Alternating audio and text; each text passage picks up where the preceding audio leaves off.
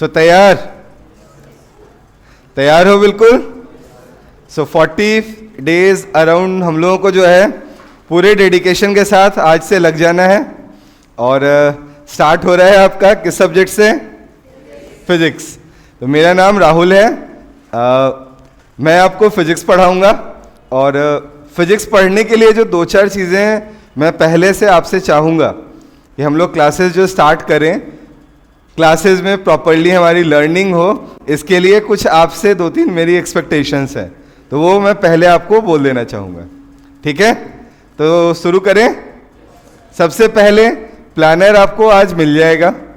तो आपका काम ये होगा कि जैसे आज मैंने यूनिट्स एंड मेजरमेंट आपको पढ़ा दिया, तो आज घर जाने के बाद पहले इसके जितने भी क्वेश्चंस होंगे डीपीपी के और प्रीवियस ईयर्स के, है ना, जो कि आप पीवाईक्यू के नाम से जानते हो, तो प्रीवियस ईयर क्वेश्चंस और जो हमारे डीपीपी हैं ये दोनों मैंडेटरी होंगे, आपको सॉल्व करने चाहिए। ठीक है, और इसमें जहां भी डाउट होगा वो आप मुझसे अपनी क्लासेस के बाद 4 o'clock के बाद नीचे डाउट रूम में या यहीं पे सामने डाउट रूम में मैं मिल जाऊंगा, वहां पे उसी दिन पूछ लोगे। ऐसा नहीं कि उसे बैकलॉग में रखना है। ठीक है, दूसरा जो एक्सपेक्टेशन होगा वो ये होगा कि आप सभी अपना एक फॉर्मूला बैंक जरूर बनाओगे। फॉर्मूला बैंक कहने का मतलब आज अभी जो मैंने फॉर्मूले आपको आज बताए उसको आप एक जगह पे एक शीट पे जरूर रखोगे। छोटी सी डायरी हो तो बेहतर है ना, जिससे हम जब मन हुआ हमारा तब हम उसे आराम से रिवाइज कर सकें। ठीक है, और थर्ड जो मेरी एक्सपेक्टेशन होगी वो ये होगी कि नेक्स्ट लेक्चर में आने वाला जो टॉपिक है वो एटलीस्ट आप घर से एक बार कभी तो कहीं कुछ तो पढ़ा होगा ना, है ना। तो वो जो नोट्स है हमारा, हम ज़्यादा कुछ नहीं, हम सुपरफिशियली देख कर आए जिससे हमें क्लास में दिक्कत ना हो। ठीक है, क्योंकि आप भी समझ रहे हो अगर हमारे पास फिजिक्स के टोटल चैप्टर्स के नंबर्स की बात की जाए तो 28 से 30 आप बोलोगे, है ना। आप बोलोगे सर ये फिगर आप चेंज करके क्यों बोल रहे हो, फिजिकल वर्ल्ड को काउंट नहीं करते, है ना। तो इस तरह के अगर हम चैप्टर्स को नहीं काउंट करें तो भी हमारे पास 30 चैप्टर्स हैं और दिन हमारे पास कितने हैं? दिन हमारे पास हैं 40। सो चीज़ें जो है थोड़ी तेज निकलेंगी, तो आपको उसके लिए पहले से मेंटली भी प्रिपेयर होना पड़ेगा और थोड़ा बहुत पढ़ना भी पड़ेगा। Got my point? तो स्टार्ट करें अब। चलो तो स्टार्ट करते हैं हम लोग आज का पहला लेक्चर। थोड़ा आज हम लोग एक दूसरे के साथ ट्यून होने की भी कोशिश करेंगे। ठीक है, स्पीड के साथ भी ट्यून होने की कोशिश करेंगे। तो मेरा पहला जो चैप्टर है ये है यूनिट एंड मेजरमेंट। बहुत इंपॉर्टेंट चैप्टर है, इसलिए इंपॉर्टेंट मैं बोल रहा हूं क्योंकि ऐसा कोई ईयर नहीं है जब इससे क्वेश्चन नहीं पूछा गया है ना। तो हर साल एक क्वेश्चन आता ही है। मीन्स हम मिनिमम आज 4 मार्क्स तो सिक्योर करने की सोच ही लेंगे कि आज पढ़ लिया तो 4 मार्क्स हमारे हो गए। ठीक है ना। तो इसमें जो सबसे इंपॉर्टेंट पॉइंट्स जहां से क्वेश्चंस पूछे जाते हैं मैं उन पॉइंट्स को कवर करने वाला हूं। ज्यादातर बच्चे यहाँ पे जितने भी आप लोग बैठे हुए हो, मैं एक सवाल आपसे पूछना चाहूंगा। मेरे मन में एक आंसर पहले से भी है इसके लिए, है ना। अगर मैं इस टॉपिक की बात करूं तो यहाँ पे 2 चीजें बहुत हमें प्रॉब्लम क्रिएट करती हैं। एक है इंस्ट्रूमेंट्स और दूसरा है एरर। क्या आप अग्री करते हो, है ना। तो मैं आज स्टार्ट कर रहा हूं इंस्ट्रूमेंट से। सबसे पहले मैं आपको इंस्ट्रूमेंट के बारे में बताऊंगा, वर्नियर कैलिपर और स्क्रू गॉज। ठीक है ना। दूसरा जो मेरा पार्ट होगा, सेकेंड जो मेरा पार्ट होगा, वहां पे मैं कवर करूंगा आपका एरर्स इन मेजरमेंट। जो भी आप एरर निकालने की बात करते हो, कहीं किसी फंक्शन में एरर कैलकुलेट करने की बात करते हो, कैसे करेंगे, क्या फॉर्मूले होते हैं उनके, उसके बारे में बात करेंगे। और फाइनली मैं आपको डायमेंशन पे लेकर आऊंगा। डायमेंशन एक ऐसा आप बोल सकते हो टॉपिक है जो शुरू तो हो जाता है, खत्म नहीं होता, है ना। वो खत्म कब होता है?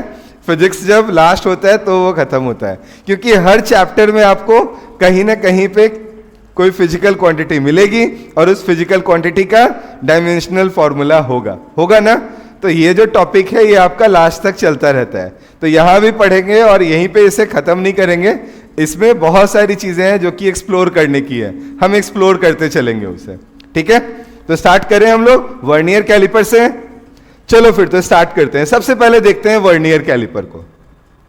वर्नियर कैलिपर होता क्या है? तो वर्नियर कैलिपर भी एक लेंथ मेजरिंग डिवाइस है ना? क्या है? लेंथ मेजर करने का एक डिवाइस है जिससे हम लेंथ के मेजरमेंट का काम करते हैं। अब लेंथ मेजर करते कैसे हो? तो अभी तक आपके पास जो नॉर्मल मीटर स्केल है उसे क्या करते हो, कहीं पे भी लगा दिया सीधे सीधे, और रीडिंग जो वहां पे आ रही है, मान लो कि 6 पूरा का पूरा बड़ा वाला आ चुका है और फिर छोटे वाले में कितने डिविजन्स आए हैं, 6 और आए हैं, तो हम 6.6 आंसर कोट कर देते हैं। कुछ ऐसा ही करते हो ना? यहां भी करना वही है, बस यहां पे एक स्केल नहीं है आपके पास, स्केल कितने हैं? 2।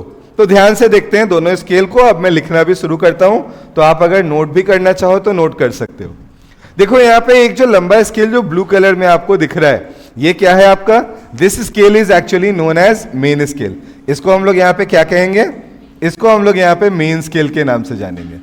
This one is actually our main scale. Now come to the second one. ये जो छोटा सा पार्ट आपको, छोटा सा स्केल जो अंदर दिखाई दे रहा है ना, यहां जो आपको एक स्केल दिखाई दे रहा है, स्केल का यहां पे जो है ना थोड़ा सा बड़ा सा व्यू आपको इनसेट में यहां पे दिखाई दे रहा होगा। यहां देखो नीचे आपको कुछ डिविजन्स बने हुए दिख रहे हैं, है ना? ये क्या कहलाता है हमारा? This one is actually known as vernier scale. इसको आप यहां पे वर्नियर स्केल के नाम से जानते हो। तो दोनों स्केल्स क्लियर हो गए, एक मेन स्केल है, दूसरा क्या है? वर्नियर स्केल है। अब करते क्या है यहां पर? हमारा जो मेन स्केल है और वर्नियर स्केल है, उन दोनों में जो डिविजन्स बने हुए हैं वो इक्वल नहीं है। वो क्या है? दोनों जगह पर अनइक्वल है। ठीक है ना? जैसे मान लेते हैं मुझे किसी ने बताया कि हमारे पास अगर 10 डिविजन्स जो है वो वर्नियर स्केल का दिया हुआ है, तो उसके रिस्पेक्ट में सामने कितने मेन स्केल डिविजन्स आ रहे हैं? 9 में ही काम हो जा रहा है। तो 9 मेन स्केल का मतलब आप क्या समझते हो? मेन स्केल जो आपका है वो कितनी लेंथ मिनिमम मेजरमेंट कर सकता है? 1 मिलीमीटर, यही जानते हैं ना हम। तो अगर हम 9 की बात करते हैं तो कितने मेजरमेंट वो कर सकता है टोटल? 9 मिलीमीटर। उसी 9 मिलीमीटर में हमने वर्नियर स्केल के कितने डिविजन्स बना दिए हैं? 10 डिविजन्स बना दिए हैं। ठीक है ना? तो ये बेसिक स्ट्रक्चर होता है जो आप नॉर्मल वर्नियर स्केल यूज करते हो उसका। बट और भी अलग अलग तरीके के वर्नियर कैलिपर्स बनाए जा सकते हैं, और जो आपसे क्वेश्चन पूछा जाता है ना, वहां खास बात जानते हो क्या है? वो डायरेक्ट जो ये नॉर्मल वाला है ना, इससे क्वेश्चन कम पूछते हैं और आपसे नए टाइप का स्केल बनाकर जनरलाइज्ड फॉर्म में ज्यादा सवाल पूछते हैं। Is it okay? क्लियर है ना? देखो मैं 1-2 और एक्सपेक्टेशन रखूंगा, थोड़ा सा मुझे बीच बीच में रिस्पॉन्स भी चाहिए। मेरी आवाज आ रही है ना? आ रही है। आपकी नहीं आ रही है मुझे, तो आपकी भी मुझे मिलती रहनी चाहिए। ठीक है? नहीं आई फिर से? हाँ जी। तो अब स्टार्ट करते हैं फिर से, ध्यान से देखते हैं। तो यहां पे अगर मुझे वर्नियर कैलिपर से जुड़े हुए क्वेश्चंस की बात करनी हो तो हमें 2 चीजें जाननी चाहिए। पहला, लीस्ट काउंट कैसे निकालते हैं, और दूसरा, रीडिंग कैसे लिखते हैं, है ना? तो लीस्ट काउंट निकालते कैसे हैं, और दूसरा क्या जानना है हमें कि हमें अगर इसकी रीडिंग लिखनी हो तो वो रीडिंग हम लिखते कैसे हैं। Is it fine? तो स्टार्ट करते हैं सबसे पहले लीस्ट काउंट निकालने से। तो जो नॉर्मल वर्नियर कैलिपर है ना, उससे हटके पहले मैं आपको जनरलाइज फॉर्मूले के बारे में बताता हूं कि कैसे इसे अप्रोच करना है। तो स्टार्ट करता हूं मैं, ध्यान से देखना बेटा मेरे पॉइंट्स को। मैं बोल रहा हूं यहां पे n-1, थोड़ा सा मैं चेंज करता हूं, 1 minute. n vernier scale divisions, मैं क्या लिख रहा हूं यहां पे? n number of vernier scale division is equal to n-1 main scale division. कोई परेशानी तो नहीं है ना ऐसा लिखने में? जैसे अभी मैंने 9 और 10 की बात की थी, मान लो दिया हुआ है मुझे 10 वर्नियर स्केल डिविजन्स जो हैं वो किसके बराबर आ रहे हैं? 9 मेन स्केल डिविजन्स के बराबर आ रहे हैं। ये MSD का मतलब हुआ मेन स्केल डिवीजन, VSD हो गया हमारा वर्नियर स्केल डिवीजन। आगे हम यहां से लिख सकते हैं कि हमारे पास जो 1 VSD होगा ये कितने के बराबर होगा? It will be equal to n-1/n MSD के इक्वल। क्या ऐसा लिखने में कोई परेशानी, कोई प्रॉब्लम है? नहीं। तो नेक्स्ट स्टेप, हमारे पास जो है यहां से मुझे एक वर्नियर स्केल डिवीजन कितना बड़ा है वो मुझे पता चल गया। और जानते हो खास बात लीस्ट काउंट का क्या है? लीस्ट काउंट का फॉर्मूला अगर मुझे लिखना हो यहां, if I want to write the formula for least count, आप इसे शॉर्ट में जो है ना LC से भी रिप्रेजेंट कर सकते हो, least count. So this least count is nothing but 1 MSD minus 1 VSD। अब आपको लॉजिक समझ आ रहा होगा कि सर ने यहां पे 1 VSD क्यों निकाला था। हमारे पास 1 MSD तो रेडीमेड होता है, लेकिन अगर मैं उस 1 VSD को भी MSD के फॉर्म में लिख दूं तो क्या हमारे लिए अब इन दोनों को सब्ट्रैक्ट करना इजी हो जाएगा।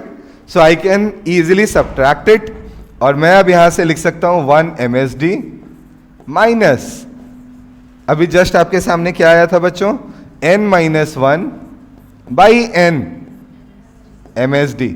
So if you solve it, you will get n minus 1 that is equal to 1 by n.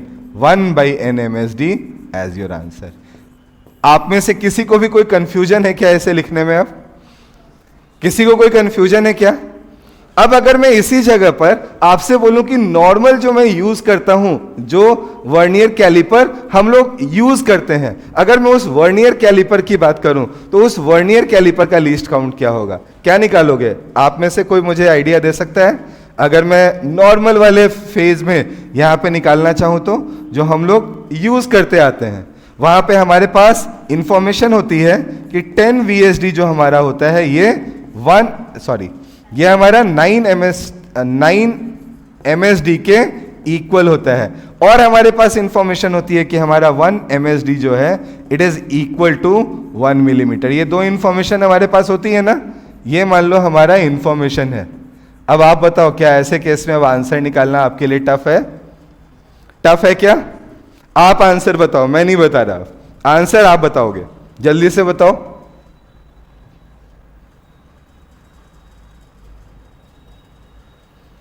Sorry,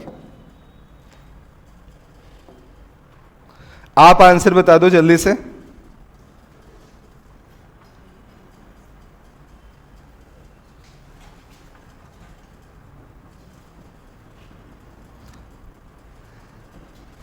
सारी चीजें तो बोर्ड पे लिखी हैं, फिर भी टाइम क्यों लग रहा है बताओ? 1 by n मैंने लिखा है, n की जगह मुझे क्या लिखना चाहिए? n क्या होता है? Number of divisions of main scale. यही मेन स्केल है या वर्नियर स्केल है? वर्नियर स्केल है ना, तो number of division of vernier scale. तो यहां पे आपको क्या दिया हुआ है? It is equal to 10, means n की जगह 10 आना है। MSD कितना दिया हुआ है मुझे? 1 मिलीमीटर, तो 1 divided by 10 millimetre is the correct answer और नॉट? सो अगर मैं इस केस में अब लीस्ट काउंट लिखना चाहता हूं, I can easily write the value of least count. Least count in this case is equal to 1 divided by 10 MSD and it can be written as 0.1 millimeter. I hope now it is clear to everyone. Clear है? एक question आप और करोगे, अब second question आप लोग करोगे?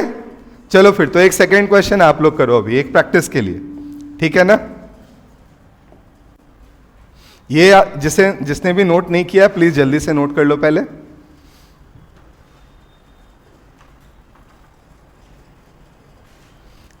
और इसके बाद एक क्वेश्चन अब आप प्रैक्टिस के लिए करने वाले हो। ध्यान से देखते हैं क्वेश्चन को। Question is very simple. हमें इस बार दिया गया है कि हमारा जो 20 VSD है it is equal to 18 MSD and 1 MSD is equal to 1 millimeter. We have to find least count in this case. हमें यहां पे क्या चाहिए? हमारा लीस्ट काउंट चाहिए। थोड़ा जल्दी से आंसर बता दो बच्चों, मुझे भी खुश कर दो। 0.05 श्योर हो? 0.05 सब लोग यही लाए हो? एक बार चेक भी कर लेते हैं। अगर किसी ने मान लो अभी फर्स्ट वाला जो है ना प्रॉपर्ली नहीं सॉल्व किया हो, तो उसके लिए मैं पूरा प्रोसीजर दिखा दे रहा हूं। यही प्रोसीजर हर जगह फॉलो होना है। पहले स्टेप में क्या करना है? मुझे लिखना है 20 VSD is equal to 18 MSD। लिख सकते हो? यहां से बताओ आप 1 VSD की वैल्यू क्या आ गई? It is equal to 18 by 20 MSD। Am I correct? आप चाहो तो इसे आराम से 9 by 10 भी लिख सकते हो ना, कोई दिक्कत है क्या? जल्दी बताओ, कोई परेशानी? नेक्स्ट स्टेप में देखते हैं हमारे पास लीस्ट काउंट क्या आना चाहिए। It is equal to 1 MSD minus 1 VSD. Is it fine? क्या आंसर फिर से वही आया क्या? 1 माइनस 9/10, 1 माइनस 9/10 इज 1/10, और 1/10 क्या आया ये? 1/10 MSD. इज इट फाइन और नॉट? और MSD की वैल्यू दी हुई कितनी थी? 1 मिलीमीटर. तो आंसर 0.05 नहीं आया, कितना आया?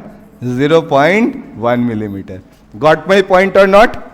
सो हड़बड़ में गड़बड़ नहीं करनी है, नहीं करनी है ना. हमने क्या देखकर आंसर किया? आपका आंसर करेक्ट होता, लेकिन जानते हो कब करेक्ट होता? जब आप यहां पे 18 के जगह पर क्या रखे होते हैं? 19. ये अगर 19 होता तो आपने जो अभी आंसर निकाला है वही आंसर आपका करेक्ट आंसर आता. डन है? बिल्कुल क्लियर. तो ये प्रोसीजर फॉलो करना है, इसके बिना आंसर नहीं होना चाहिए. अब आते हैं इससे सेकेंड पॉइंट पे. जब हम कभी भी किसी भी वर्नियर कैलिपर या आगे चलकर हम पढ़ेंगे स्क्रू गॉज, इनके कारण हम कहीं पे भी रीडिंग्स लेते हैं, तो रीडिंग लेते समय किन बातों का ध्यान रखना चाहिए? तो रीडिंग लेते समय ये जरूरी नहीं है कि आपको जो इंस्ट्रूमेंट दिया गया हो वो इंस्ट्रूमेंट बिल्कुल करेक्ट हो. वहां पे हो सकता है कि जीरो एरर हो. तो पहला सवाल यह है कि जीरो एरर होता क्या है? तो जीरो एरर को मैं समझाता हूं, बहुत आम भाषा में समझाता हूं, समझना. स्केल है ना आपके पास? स्केल है. क्या जीरो से ही बिल्कुल वो स्केल स्टार्ट होता है? बोलो हाँ सर, स्टार्ट तो जीरो से ही होता है, बट उसमें जो प्लास्टिक वाला पोर्शन है क्या वो थोड़ा बहुत होता है कि नहीं? अगर आप कैलकुलेशन के समय उस पोर्शन को भी इंक्लूड कर लो, गलती से हड़बड़ी में इंक्लूड कर लो, तो क्या अब आप सही रीडिंग पाओगे? नहीं पाओगे. या कभी गलती से भूल चूक से घर में खेलते हुए, या मान लो आप स्केल से ही कुछ कर रहे हो, जमीन पे गिर गया है वो स्केल और उसका जो कॉर्नर है वो हल्का सा ब्रेक हो गया है, जीरो उसका टूट गया है, तो क्या अब आप उससे रीडिंग लोगे तो प्रॉपर रीडिंग आएगी क्या? अगर आप नॉर्मल जीरो मानते हुए उसे कंसीडर कर लो तो नहीं आएगी ना. तो ऐसे बहुत सारे सिचुएशंस हो सकते हैं जब आपका सही रीडिंग ना आए, क्योंकि इंस्ट्रूमेंट जो है अब आप प्रॉपरली यूज नहीं कर रहे हो सकता है ना. तो अगर ऐसा कोई सिचुएशन है, या कोई मुझे, जब हम वर्नियर कैलिपर और अपने मेन स्केल को एक दूसरे के साथ कोइंसाइड करा के देख रहे हैं, तो इनमें से अगर कोई सिचुएशन हमारे सामने आ रही है, तो वैसे केस में हम लोगों को करेक्ट रीडिंग तुरंत मिलनी नहीं है. पहले सिचुएशन में आपको रीडिंग सही मिलेगी, क्योंकि देखो आपका जो मेन स्केल है उसका जीरो और नीचे जो आपका वर्नियर स्केल है उसका जीरो एक दूसरे के साथ कोइंसाइड कर रहा है कि नहीं कर रहा है. तो यहां पे हम लोग बोलते हैं this is basically no zero error situation. यहां पे हमारे पास किसी तरीके का जीरो एरर नहीं है. Is this point is okay? Now come to the second and third point. अगर मैं सेकेंड पे जाऊं तो देखो, तो आपका वर्नियर का जो जीरो है ये थोड़ा सा आगे बढ़ा हुआ है क्या? थोड़ा सा आगे है ना. मींस जब भी अब आप रीडिंग लोगे तो क्या होगा? आप जो रीडिंग एक्चुअल में आनी चाहिए उससे हमेशा ज्यादा आएगी ना, क्योंकि पहले से आपने जीरो पे उसे नहीं लिया है, आपने क्या किया? उसे थोड़ा आगे करके लिया है. तो देखो ये थोड़ा आगे करके लेने के कारण इस बार रीडिंग्स जो है वो थोड़ी बड़ी आएगी, और ऐसे एरर को हम क्या कहते हैं? This is basically called positive error. इसको आप यहां पे पॉजिटिव जीरो एरर के नाम से जानते हो. ठीक है. और अगर यहां पे पॉजिटिव जीरो एरर है तो क्या अब आंसर कोट करते समय मुझे इसका ध्यान रखना पड़ेगा? मुझे अगर पता चल गया कि यहां पे गलती हो रही है तो गलती सुधारूंगा ना.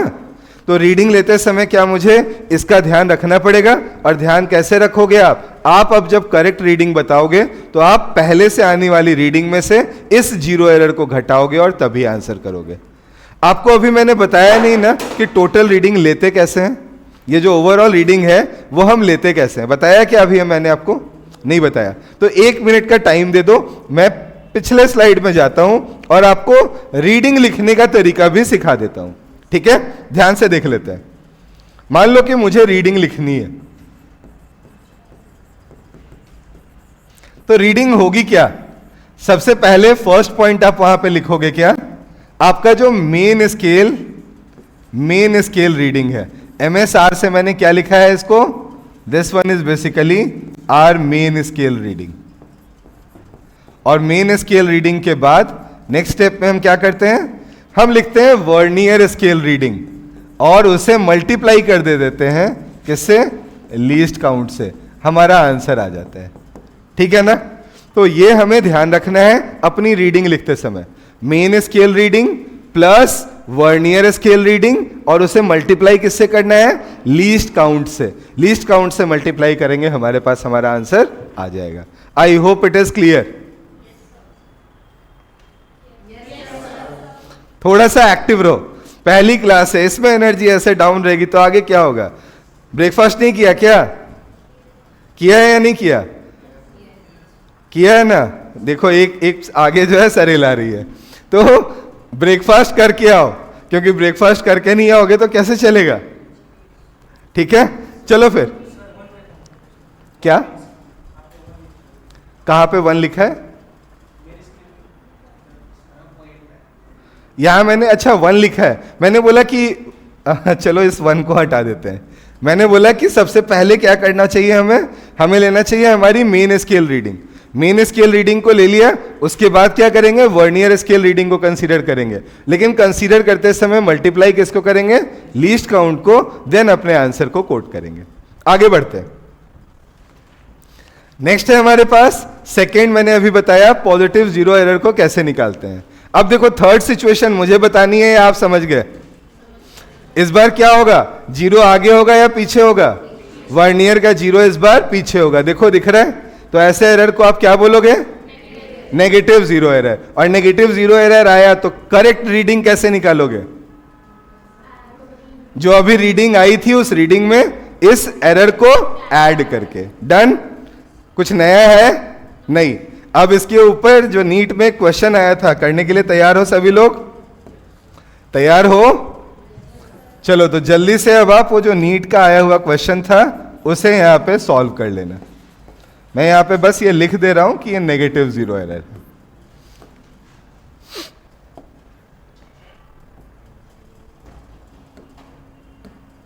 तो हम लोग डायरेक्टली इस क्वेश्चन पे आते हैं। जल्दी से इस क्वेश्चन को सॉल्व करने की कोशिश करो। देखकर खतरनाक सा लग रहा है, लेकिन है नहीं खतरनाक, तो डरना नहीं है, तुरंत करने में लग जाना है।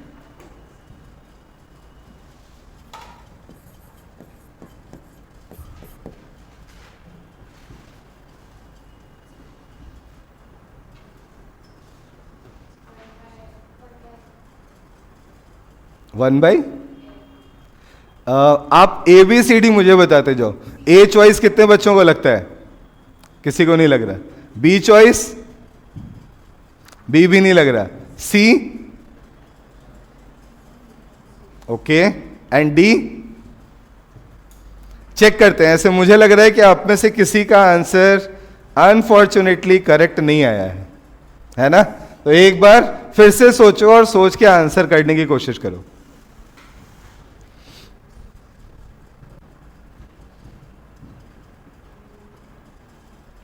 देखो जो सेकेंड पॉइंट आपको यहां गिवन है, n divisions of the vernier scale coincides with n-1 division of main scale. इसमें तो किसी को कोई कंफ्यूजन नहीं होनी चाहिए।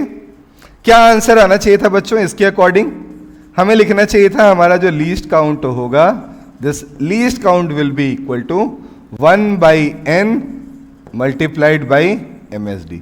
Any confusion? अब यहां 1 MSD की वैल्यू हमें दी हुई है ना? क्या दी हुई है? अगर मैं यहां पे 1 MSD की वैल्यू की बात करूं, सेकेंड पॉइंट में लिख रहा हूं, ये नंबर का और कोई सिग्निफिकेंस नहीं है, मैंने पहले ये कैलकुलेट किया है। अब मेरा सर्च किस चीज के लिए है? MSD की वैल्यू निकालने के लिए। कैसे निकालूंगा मैं? तो यहां पे आप ध्यान से देखो, the main scale of a vernier calliper has n divisions per centimetre. कितने डिविजन्स हैं हर सेंटीमीटर में? n divisions. किसी ने बोला क्या कि 10 डिवीजन है? किसी ने बोला है आपको? नहीं बोला ना। सबने क्या बताया यहां पे हमें कि हमारे पास n डिविजन्स पर सेंटीमीटर है ना? तो अगर मैं यहां 1 MSD लिखना चाहता हूं तो क्या लिखूंगा? 1 सेंटीमीटर का मुझे कितना डिवीजन करना है? n division. तो मैं यहां पे 1 MSD की वैल्यू कोट करना चाहूं तो क्या कोट करूंगा? 1 MSD is equal to 1 divided by n centimetre. Got my point or not? अगर अब इस पॉइंट को यहां इंक्लूड कर दो तो आपका आंसर क्या होना चाहिए बच्चों? फाइनल आंसर की बात अगर अब हम करें तो क्या लिखेंगे? Final answer is 1/n multiplied by 1/n centimetre, and the answer is 1/n square centimetre. Done है? तो क्या आंसर करेक्ट होगा? कौन सा चॉइस करेक्ट होगा? B choice. तो टफ नहीं था, बट थोड़ा हम अगर पहले से ही सोच लें कि ये आंसर है तो गलती कर सकते हैं। तो हमेशा क्वेश्चन को प्रॉपरली रीड करना है, ये यहां की सबसे बड़ी लर्निंग है। ठीक है ना? हमें आता हो कोई दिक्कत नहीं, समझाता हूं मैं दोबारा से। मान लो बेटा मेरे पास एक स्केल दिया हुआ है, उस स्केल में ये देखकर आप कैसे समझते हो कि 1 मिलीमीटर उससे मिनिमम रीडिंग मिलनी है? कैसे समझते हो? यही देखते हो ना कि उसका एक डिवीजन किस साइज का है। तो यहां पे पहला काम हमारा क्या होगा? एक डिवीजन का साइज निकालना। तो मैं बोलूंगा कि हमारा सिंपल यूनिटरी मेथड के टाइप में लिखेंगे हम यहां पे कि हमारे पास n डिविजन्स पर सेंटीमीटर का मतलब यह है कि 1 सेंटीमीटर में हमने n डिविजन्स बनाई है। तो एक डिवीजन का साइज कितना होने वाला है? क्या उसे मैं 1/n लिख सकता हूं? जैसे मैंने बोला 1 सेंटीमीटर में मैंने 10 डिवीजन बनाई है, तो हमारा एक डिवीजन 1/10 सेंटीमीटर का होगा, ऐसा कहते हैं ना। तो यहां पे हमने n डिवीजन्स बनाई है 1 सेंटीमीटर में, तो एक डिवीजन का साइज कितना हो गया? 1/n। यही लिखा है हमने। डन है? बढ़ जाओ आगे। तो यहां पे बेटा वर्नियर कैलिपर के क्वेश्चन को छोड़ते हैं, क्योंकि थोड़ा समय का अपने पास है ना, क्रंच है, तो समय का ध्यान रखते हुए सेकेंड वाले जो हमारा पार्ट है, जिसे हम स्क्रू गॉज के नाम से जानते हैं, स्क्रू गॉज के बारे में बात करते हैं। स्क्रू गॉज बताने से पहले नॉर्मल ये बताओ, आज तक स्क्रू ड्राइवर कितने लोगों ने यूज किया है? तो मुझे हाथ भी नहीं दिखता, बाकियों का जो पेन भी है ना, वो लगता है कि हाथ ही खड़ा तो नहीं किया हुआ है। चलो बहुत बढ़िया, तो बहुत लोगों ने तो देख रखा है। ऐसे स्क्रू ड्राइवर नॉर्मल अगर किसी ने यूज नहीं किया है तो वो पेन तो यूज किया होगा ना, जिसमें रिफिल डालते हैं, घुमा के खोलना पड़ता है, फिर घुमा के लगाते हैं, वो तो यूज किया होगा ना। अगर आप उन दोनों को देखो और इस स्क्रू गॉज को देखो, तो इन दोनों का जो वर्किंग है वो मोर और लेस सेम है। कैसे? हम अगर स्क्रू ड्राइवर से स्क्रू को खोल रहे हैं, तो अगर हम उसे क्लॉकवाइज रोटेट करते हैं, आप घुमाते हो कौन से स्केल को? सर्कुलर साइड वाले को, गोल गोल घुमाते हो, और वो स्क्रू कहां जाता है? या तो आगे जाता है या पीछे आता है, बाहर निकलता है, या तो अंदर जाता है या बाहर निकलता है। पेन के साथ भी यही है, क्लॉकवाइज घुमाया तो खुल गया, एंटी क्लॉकवाइज घुमाया तो बंद हो गया, कुछ ऐसा ही, मोर और लेस यही होता है ना। यही आप घुमाते हो क्या? सर्कुलर स्केल, और मूवमेंट कहां होती है? वर्टिकल, हॉरिजॉन्टल में। Is it okay? Linear scale में चेंजेस होती हैं। यहां पे इसी मैकेनिज्म को हम यूज करते हैं। हमारे पास यहां भी 2 स्केल होते हैं। पहला स्केल जो है, ये कौन सा स्केल है हमारा? Main scale. यहां भी फर्स्ट जो स्केल है उसे हम यहां पे मेन स्केल के नाम से जानते हैं, और यहां इसे वर्ड जो यूज करके दिखाया गया है वो है लीनियर स्केल, है ना।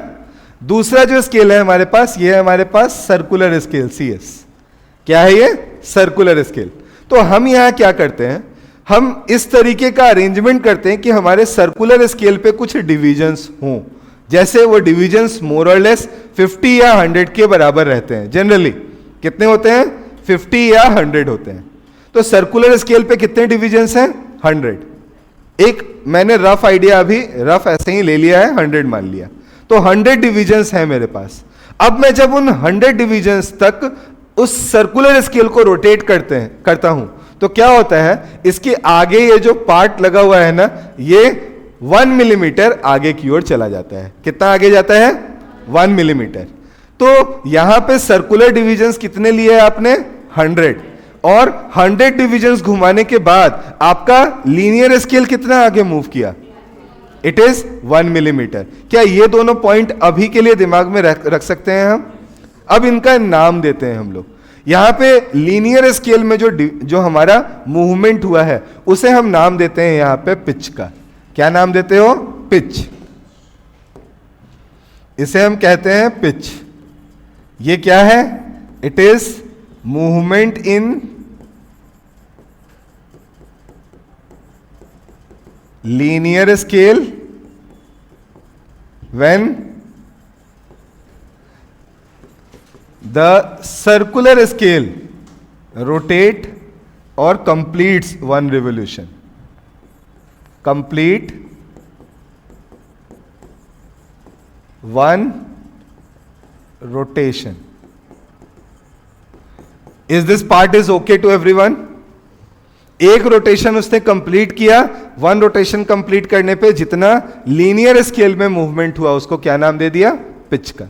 अब यहां से सेकेंड पॉइंट पे आते हैं। सेकेंड पॉइंट में मैं यहां पे डिफाइन करने जा रहा हूं। सेकेंड पॉइंट में मैं डिफाइन करूंगा वर्ड जिसे हम बोलेंगे लीस्ट काउंट।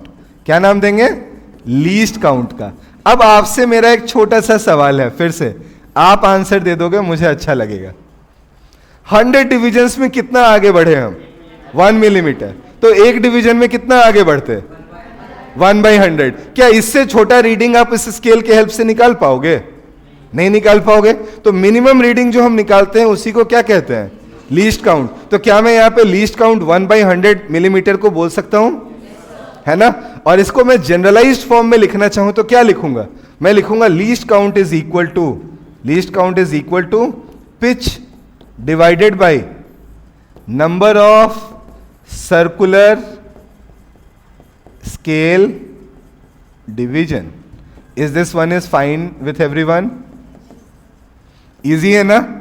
मैंने क्या बोला यहां पे? लीस्ट काउंट क्या होना चाहिए? लीस्ट काउंट सिंपली क्या होना चाहिए?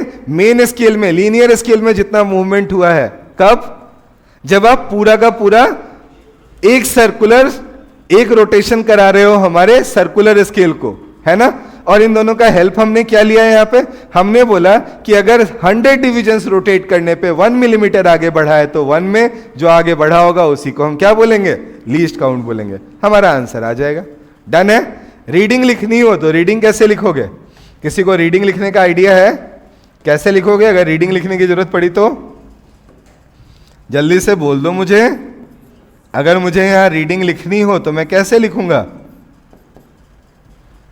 मैं लिखूंगा main scale reading plus circular scale reading multiplied bye it's least count. It will provide me the answer. क्या ये मुश्किल है? मुश्किल है? नहीं। आगे बढ़ जाऊं बच्चों? चलो फिर तो यहां से आते हैं नेक्स्ट पार्ट की तरफ। नेक्स्ट पार्ट देखना शुरू करते हैं। यहां देखो आपके सामने 3 मैंने अलग अलग सिचुएशंस का डायग्राम दिखाया है, ठीक है ना। फर्स्ट में देखो क्या ये दोनों जीरोस कोइंसाइड कर रही हैं? जीरोस कोइंसाइड कर रही हैं? हाँ या ना? कर रही है ना। मींस यहां पे क्या है? यहां पे मैं लिख सकता हूं it is no zero error. यहां पे मैं लिखूंगा यहां पे किसी तरीके का जीरो एरर नहीं है। दूसरे पार्ट पे आते हैं। यहां पे आप बताओ बच्चों, यहां पे क्या दिख रहा है? यहां पे आपका सर्कुलर स्केल का जो जीरो है वो थोड़ा आगे है क्या? कौन सा एरर हुआ? Positive zero error. बहुत अच्छे, आप लोग तो सीखते जा रहे हो, मजा आ गया मुझे भी। सो यहां पे मैं लिख देता हूं positive zero error. And in second one automatically, अब तो गेस भी करके आंसर कर सकते थे, है ना। इस बार क्या होना है यहां पे? This one is actually negative zero error. ऐसे देख जरूर लेना चाहिए एक बार कि क्या है यहाँ पे डायग्राम, क्या बोल रहा है मुझे। देखो यहाँ पे आपका जीरो जो है कुछ नीचे दिखाई दे रहा है, ये सर्कुलर स्केल वाला। That's why you are saying it is negative zero error. देखना इसलिए जरूरी था कि वहां पे थोड़ी ना तीनों सिचुएशन होगा एग्जाम में, वहां तो एक ही होगा ना। तो आपको तो तीनों देखना आना चाहिए। अब आंसर लिखते समय क्या करोगे? रीडिंग तो आ गई थी, अगर नो जीरो एरर है तो क्या जो रीडिंग आई थी वही आंसर कोट कर दोगे? अगर पॉजिटिव जीरो एरर है तो क्या करोगे? माइनस। और नेगेटिव जीरो एरर है तो क्या करोगे? प्लस। इजी। चलो तो अब जल्दी से क्वेश्चंस कर दो, मुझे भी खुश कर दो। देखो 2018 में क्वेश्चन आया था आपका, एरर को भी वहां पे यूज करना था। जल्दी से देखो कैसे सॉल्व होगा।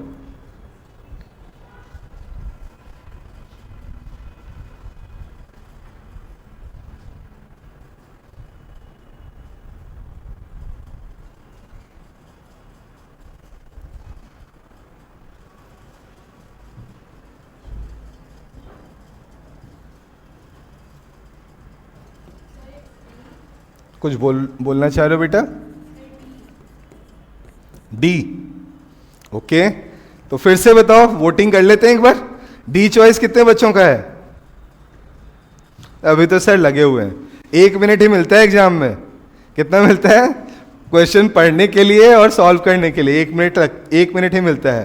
तो हमें आदत अभी से बनानी है, थोड़ा क्विक होंगे हम, ठीक है। अब मैं हल्का सा स्पीड भी बढ़ाने में लगता हूं।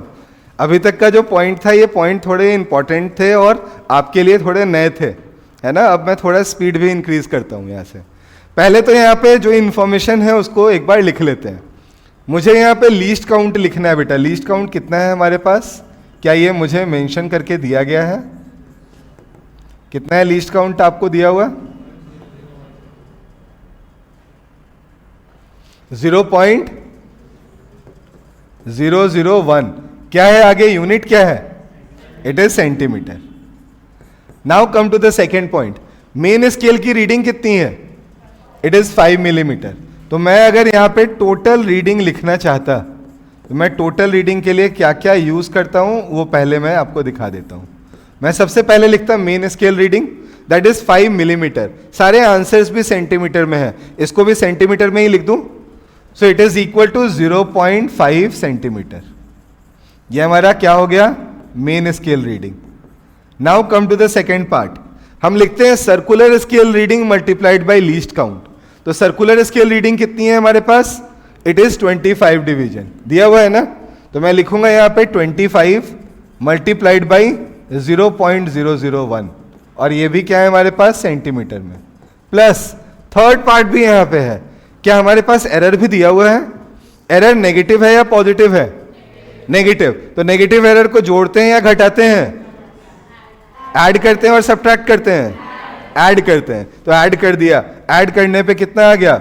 0.004 centimetre. Just add all these quantities बेटा, you will automatically gate the answer, that is 0.529 centimetre. Is this one is tough? Tough था क्या? नहीं। तो हमें अगर बेसिक्स पता है तो we can easily get the answer. कोई भी क्वेश्चन हो हम आसानी से अपने आंसर तक पहुंच सकते हैं। बढ़ा दूं आगे मैं? चलो फिर तो यहां से आ जाते हैं नेक्स्ट स्लाइड की तरफ। ध्यान से दूसरे क्वेश्चन को देखते हैं और इसको सॉल्व करने में लगते हैं। इस बार का आंसर मैं आपसे चाहता हूं। अभी भी आप ही की तरफ से आंसर आया था। किस बच्चे ने आंसर दिया था ऐसे? बहुत अच्छे बेटा, वेरी गुड। ऐसे बाकी लोग भी प्लीज अटेम्प्ट करो, सबसे आंसर आएगा, कुछ टफ नहीं है इसमें।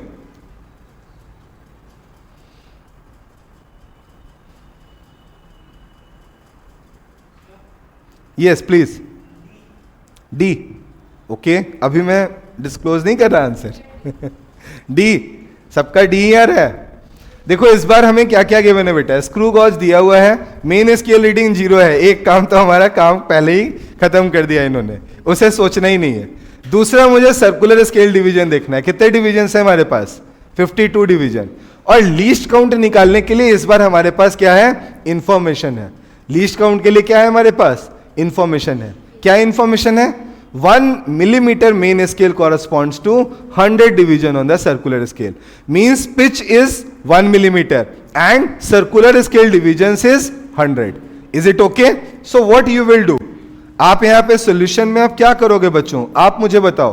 पहला काम मैं तो यही करता, मैं यहाँ पे लिखता लीस्ट काउंट और लीस्ट काउंट की वैल्यू निकाल कर लिखता 1 divided by 100 that is equal to 0.01 millimetre, और जिसे आप लिख सकते थे 0.001 centimetre. Is it fine? Now in the second step what we are suppose to do? क्या करना चाहिए? बस मल्टीप्लाई करोगे, आंसर लिखोगे। तो रीडिंग क्या आ गई हमारे पास? Reading is 52 multiplied by 0.001 and the answer is 0.052 centimetre. Done है? सो आपका डी चॉइस आंसर है। ये सवाल सॉल्व करने की जरूरत नहीं होनी चाहिए थी। क्या करना था? इसे देखना था और आंसर करना था। ठीक है, तो इस लेवल तक हमें पहुंचना है। हम क्विक बनेंगे इतना कि हम ऐसे क्वेश्चन को देखकर बता सकें। ठीक है, चलो फिर तो यहां से अब मैं टॉपिक चेंज करता हूं बच्चों। अब मैं आपसे बात करता हूं थोड़ी बहुत एरर्स की, है ना। एरर होता क्या है इसके बारे में एक छोटा सा डिस्कशन करते हैं। डिस्कशन के बाद सारे पॉइंट्स मैं आपको लिखाता भी जाऊंगा, तो घबराना नहीं है। सबसे पहला पॉइंट ये आता है, एरर की जरूरत क्या है, क्यों निकालने में लगते हैं हम ये। तो हम लोग अगर कभी भी किसी फिजिकल क्वांटिटी के साथ डील कर रहे होते हैं, जनरली आपने लैब में डील किया होगा, आपको मान लो टाइम पीरियड निकालना है, तो टाइम पीरियड आप कैसे निकालते हो? एक एक्सपेरिमेंट करते हो, उसको 10-15 बार रिपीट करते हो और हर बार टाइम पीरियड का आंसर निकालते हो। बार बार रिपीट क्यों करते हैं?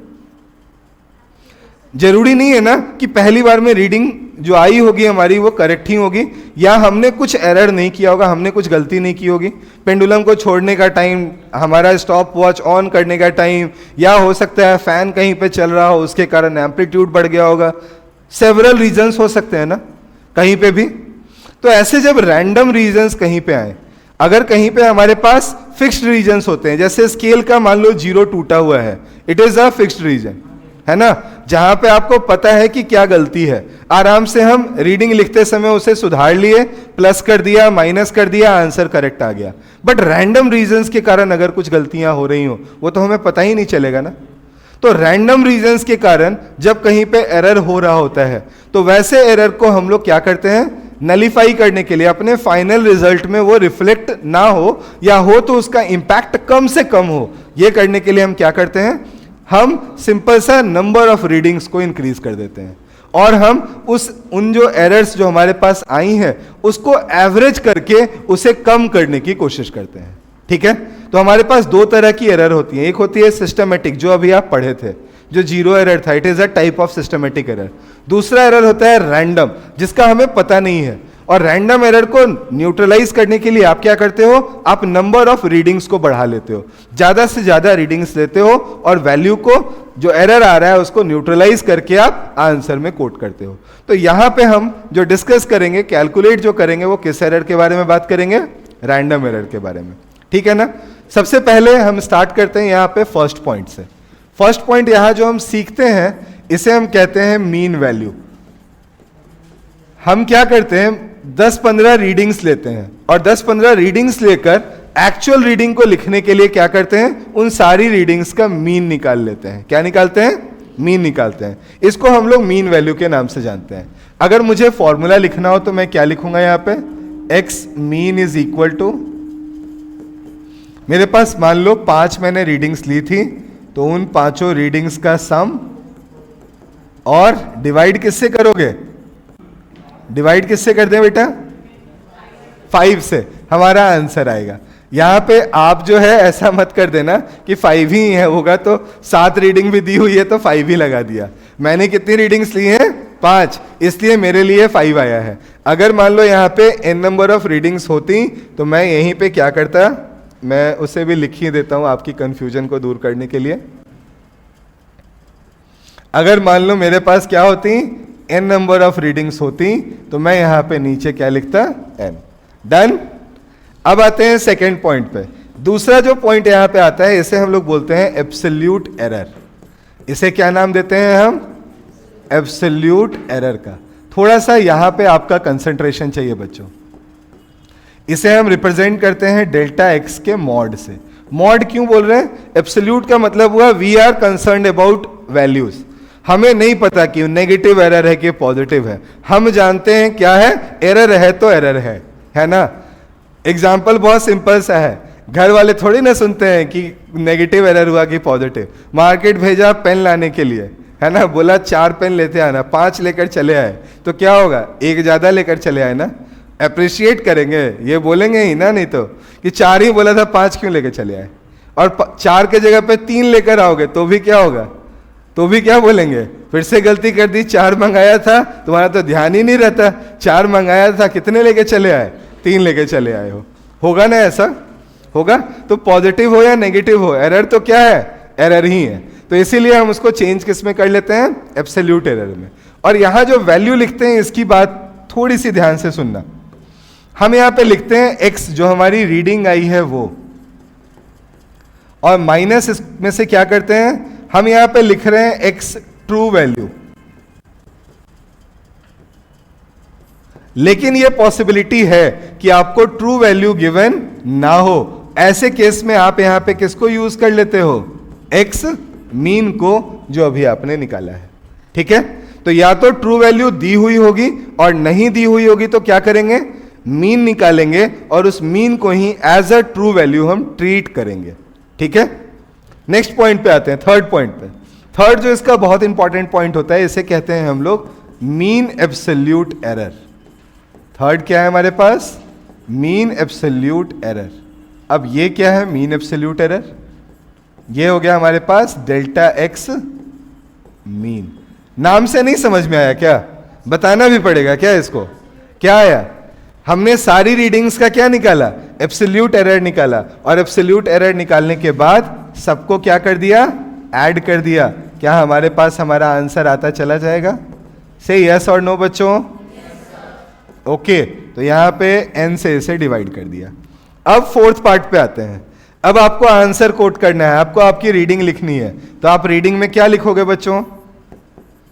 अब आपको आपकी फाइनल रीडिंग लिखनी है, क्या लिखोगे? मैं तो लिखता है यहां पे एक्स मीन, और उसके आगे लगा देता plus minus delta X mean. क्या यही आंसर हो जाता? से यस और नो, है ना? तो ये बहुत सिंपल सा पॉइंट है, 4 छोटे छोटे से पॉइंट्स हैं। आई होप ये चारों पॉइंट्स आपके दिमाग में आराम से सेट हो गए होंगे, है ना? रीडिंग ली, रीडिंग का एवरेज निकाला तो मीन निकल गया। मीन को क्या किया? इंडिविजुअल रीडिंग से सब्ट्रैक्ट किया तो बोला एब्सोल्यूट एरर्स थे, और उन सारे एब्सोल्यूट एरर्स का हमने मीन निकाल दिया तो मीन एब्सोल्यूट एरर आ गया। और रीडिंग कोड करते समय हमने क्या किया? हमने सबसे पहले रीडिंग लिखी और फिर प्लस माइनस के बाद क्या लिख दिया? उसके एरर को कोड कर दिया। डन है? और एरर क्या था? Delta X mean. डन। आगे बढ़ते हैं, नेक्स्ट पॉइंट पे आते हैं। नेक्स्ट है हमारे पास relative error and percentage error. अभी आपने जो एरर निकाला था, इसमें मैं रिलेटिव एरर आपसे पूछूं। मैंने बोला कि 5 की रीडिंग लेनी थी और मैंने 4 ली, तो कितने का एरर आया? 1 का। कितना रिलेटिव एरर आया? रिलेटिव एरर का मतलब error divided by the original reading which has to be taken, है ना? तो क्या मैं delta X mean divided by X mean लिख दूं तो मेरा आंसर हो जाएगा? से यस और नो आ जाएगा ना? तो मैं यहां पे अब नेक्स्ट स्टेप में क्या लिखूंगा? अगर मुझे कहीं पे रिलेटिव एरर लिखना है तो आई will right relative error is nothing but delta X mean divided by X mean. और अगर यहां पे ट्रू वैल्यू दी हुई हो तो आप ट्रू वैल्यू को भी यूज में लेकर आ सकते हो। डन है? आगे आते हैं परसेंटेज एरर। क्या इसी रिलेटिव एरर को मैं 100 से मल्टीप्लाई कर दूं तो परसेंटेज में चेंज हो जाएगा? मैं अगर 100 से मल्टीप्लाई कर दूं तो यही क्या बन जाएगा? मेरा परसेंटेज एरर बन जाएगा। बन जाएगा ना? जैसे 1/2 is relative error and 50% is basically percentage error, है ना? डन है? आगे आते हैं, अब प्रोपगेशन ऑफ एरर की बात करते हैं। थोड़ा सा बच्चों लिखने से ज्यादा अब 2 मिनट के लिए बोर्ड पे देख लो, क्योंकि यहां जो फॉर्मूले मैं लिख रहा हूं आप याद कर लोगे, 2 मिनट लगेगा, है ना? बट काम बहुत ज्यादा आने वाला है। हम लोगों से जो सवाल पूछे जाते हैं ना, वो अभी जितनी बातें मैंने बताई, जो कहानी सुनाई, उसके ऊपर नहीं आते। हमारे सवाल आते हैं इन 3 पॉइंट्स पे। पहला पॉइंट क्या है? हम एरर को डायरेक्टली ट्रीट करते हैं क्या? हम तो एरर को ट्रीट करते समय सिर्फ एक फंक्शन ही लेते हैं क्या? नहीं ना, हमारे पास मल्टीपल फंक्शंस होते हैं ना। कोई बोलता है कि वॉल्यूम में आने वाला एरर निकाल के बताओ, है ना? कोई बोलता है डेंसिटी में एरर निकाल के बताओ, जी कैलकुलेट करने में एरर बताओ, तो वो तो किसी फॉर्मूले की बात करता है ना। तो अगर मुझे उससे डील करना है तो उससे रिलेटेड जो कॉन्सेप्ट है वो जानना होगा। तो अगर हम दो अलग अलग क्वांटिटीज ए और बी की बात कर रहे हैं, जैसे मान लो मैं लेंथ और विड्थ की बात कर रहा हूं, और मैं वहां पे क्या निकालना चाहता हूं? मैं वहां पे पेरीमीटर निकालना चाहता हूं, ठीक है ना? तो कैसे निकालूंगा? मान लो कि मेरे पास एक रेक्टेंगल दिया हुआ है, लेंथ 10 सेंटीमीटर, विड्थ 5 सेंटीमीटर। मुझे बताना है पेरीमीटर कितना होगा, तो कैसे बताओगे? Twice of length plus twice of width, यही करते हो ना? मींस लेंथ का भी एरर इंपॉर्टेंट है और विड्थ का भी एरर इंपॉर्टेंट है ना? मुझसे कोई चेंज इन लेंथ पूछता है कि एक थ्रेड लिया है, मान लो कि वायर लिया है, वायर को खींच के लंबा कर रहे हैं। वायर की पहली की लेंथ L थी, अब जो है L' हो गई है, चेंज इन लेंथ बताओ। तो ये लिखते हो ना L' माइनस L।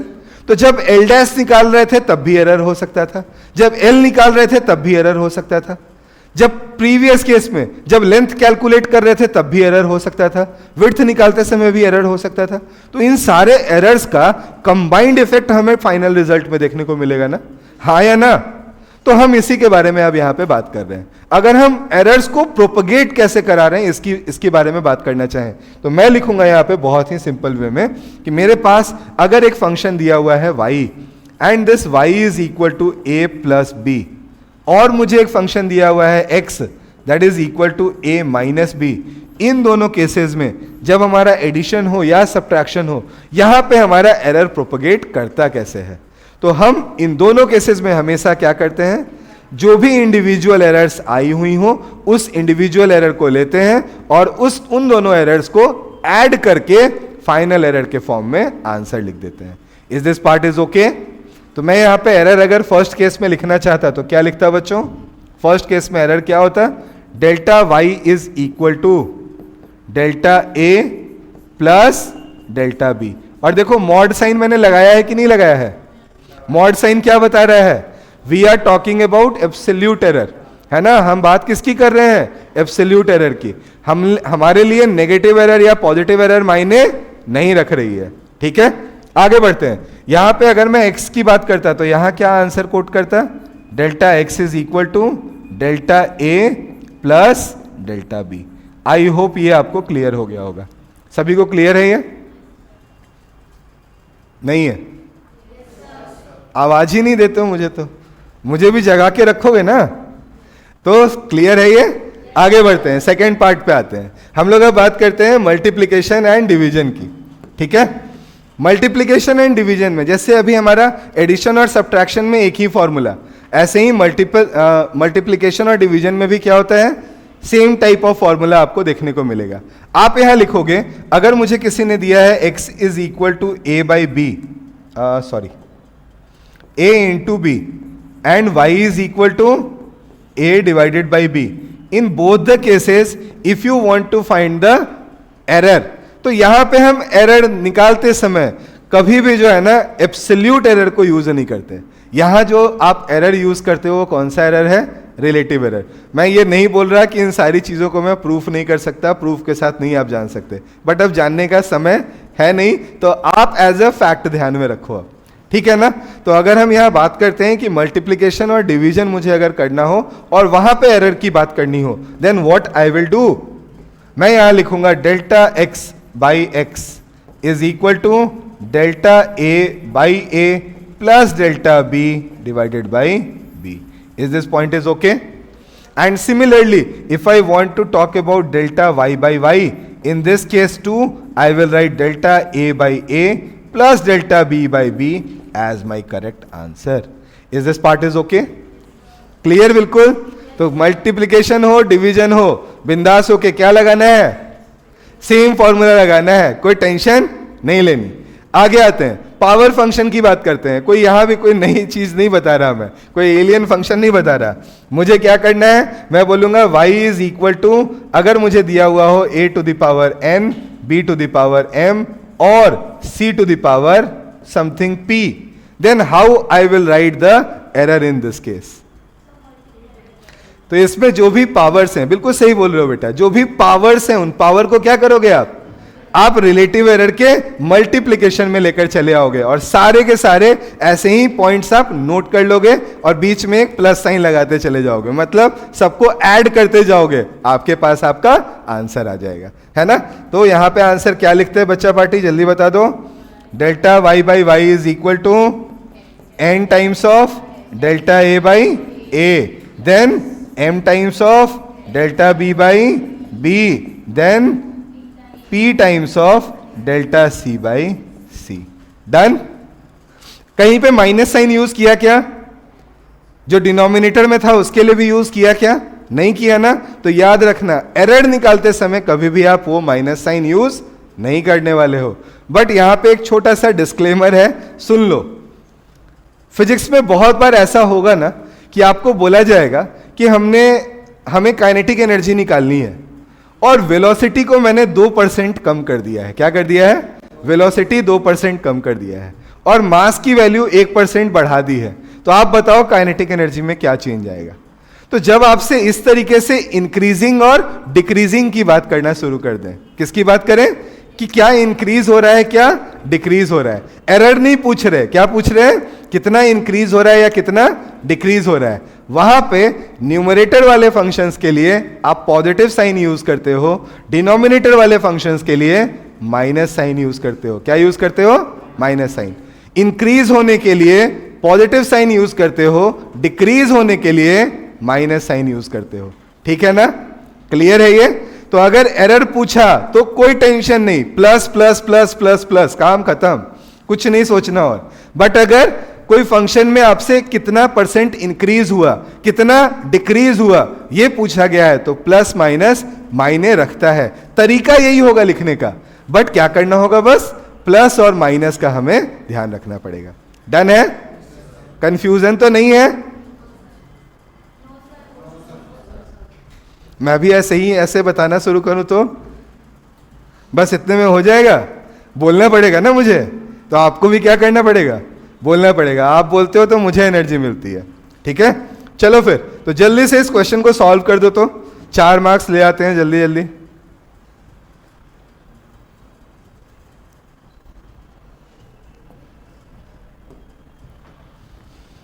जल्दी से 4 मार्क्स सिक्योर करो।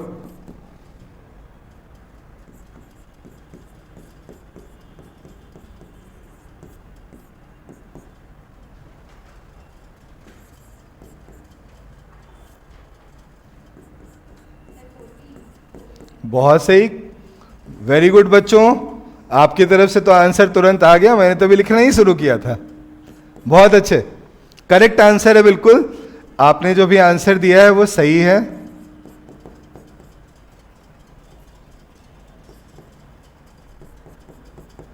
तो देखो यहां पे अगर हम इन सारी क्वांटिटीज को ऐड करें, मैंने देखो क्या किया है, thrice of delta A by A plus twice of delta B by B plus delta C by C plus delta D by D, यही लिखा है ना। तो सबसे पहले थ्राइस ऑफ ए का percentage error, then twice of B का percentage error, then C का परसेंटेज एरर और डी का परसेंटेज एरर। आप ऐड करोगे, आपके पास आंसर यहां पे क्या निकल कर चला आएगा, 14%। This is our correct answer. I hope it is clear to everyone. बढ़ जाओ आगे, चलो फिर नेक्स्ट क्वेश्चन देखते हैं। नेक्स्ट क्वेश्चन जल्दी से। अभी शायद मैं काइनेटिक एनर्जी की बात कर रहा था ना, देखो आ भी गया हमारे पास। बट इंक्रीजिंग डिक्रीजिंग नहीं है, क्या है, एरर है। तो एरर को एरर की तरह ट्रीट करना, बिल्कुल सही बेटा। काइनेटिक एनर्जी के लिए 1-2 पॉइंट्स में यहां डिस्कस भी कर दूं। देखो काइनेटिक एनर्जी का फॉर्मूला होता है half m into V square, यही होता है ना। तो अगर मैं यहां पे delta kinetic energy by kinetic energy लिखूं तो it will be equal to delta m by M plus twice of delta v by V होगा। हाफ का क्या हुआ, हाफ का क्या हुआ, कांस्टेंट, एग्जैक्टली। नंबर है ना, नंबर में काहेगा एरर, ये तो दिया हुआ है, इसमें किस बात का एरर होगा, क्या कोई एरर नहीं। तो इसे भूल जाना है, जो ऐसे कांस्टेंट्स होंगे इसे याद रखने की जरूरत नहीं है, भूल जाना है इसे, बाकियों को ट्रीट करना है। तो मास का एरर और वेलोसिटी का एरर, मास में एरर कितना है, 2% है ना। इसी को अगर आप 100 से मल्टीप्लाई कर देते तो क्या यही परसेंटेज में चेंज हो जाता। तो यहाँ पे मास के एरर को आप क्या लिख रहे हो, सिंपल वे में 2%, और जो आपके पास वेलोसिटी का एरर है ये कितना है, 3%। ऐड करेंगे तो we will get 8% as our correct answer. Clear है बिल्कुल। चलो फिर तो यहां से आगे बढ़ाता हूं, नेक्स्ट क्वेश्चन देखते हैं।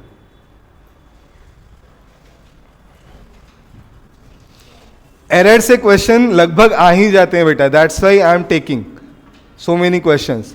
और आप अगर प्रीवियस ईयर के पेपर को देखोगे ना, तो प्रीवियस ईयर में यूनिट डायमेंशन पे पता नहीं एनटीए क्यों ज्यादा जो है ना, कुछ ज्यादा ही खुश हो गई थी। एक क्वेश्चन नहीं दिया था, उसके ऊपर 3 क्वेश्चन थे। एक्चुअल में कितने क्वेश्चन दे दिए गए थे, 3 क्वेश्चन दे दिए गए थे। तो ये चैप्टर इंपॉर्टेंट है।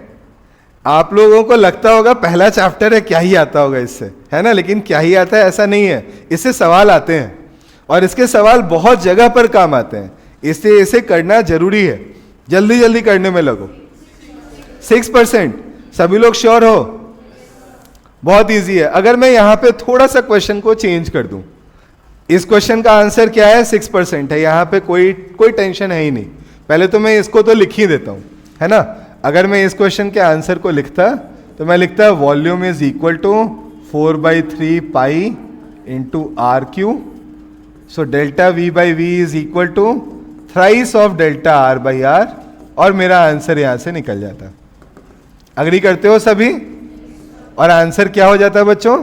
6%। मैं ज्यादा टाइम नहीं लगा रहा, बट मैं यहां एक चेंज करता हूं। तो अगर एरिया निकालते समय, एरिया ऑफ द स्फीयर निकालते समय मुझे पता चला कि एरर 2% थी। कितनी थी? 2% थी। तो वॉल्यूम निकालते समय क्या एरर हुई होगी, ये हमसे पूछा गया है। तो कैसे निकालते? 3%। कैसे निकालते बेटा इसको?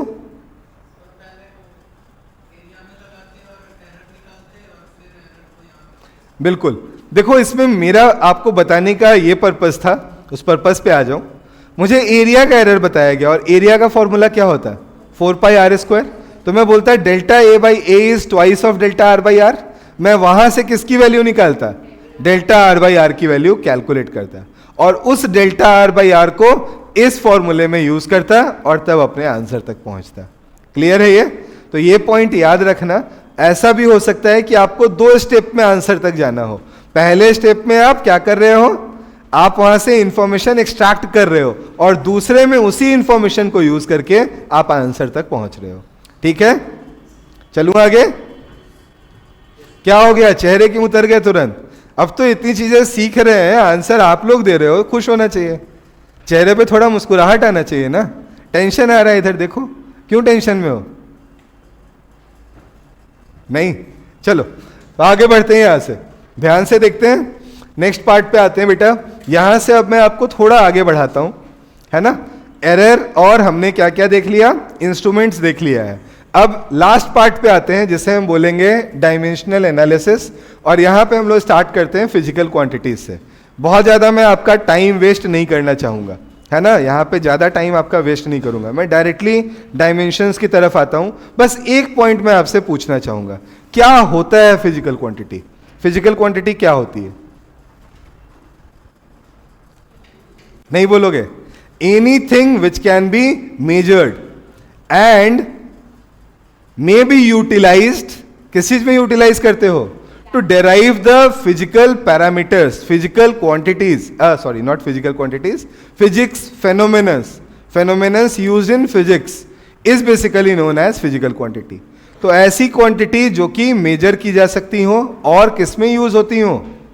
फिजिक्स के डिफरेंट फेनोमेनन्स को एक्सप्लेन करने में, उन्हें आप क्या कहते हो? फिजिकल क्वांटिटी कहते हो। 3 तरह की फिजिकल क्वांटिटी आपको पढ़नी है बेटा, जो यहां पे मेजरली हमसे पूछी जाती है। फर्स्ट होती है जिसे हम लोग बोलते हैं बेस क्वांटिटीज, या इसको एक और नाम भी आप देते हो फंडामेंटल क्वांटिटीज। क्या नाम देते हो? ज्यादा यूज आप करते हो फंडामेंटल का, तो मैं लिखता हूं इसे fundamental quantities. Basically 7 fundamental quantities आपको पढ़नी है ना। कितनी है आपके पास? 7 फंडामेंटल क्वांटिटीज हैं आपके पास।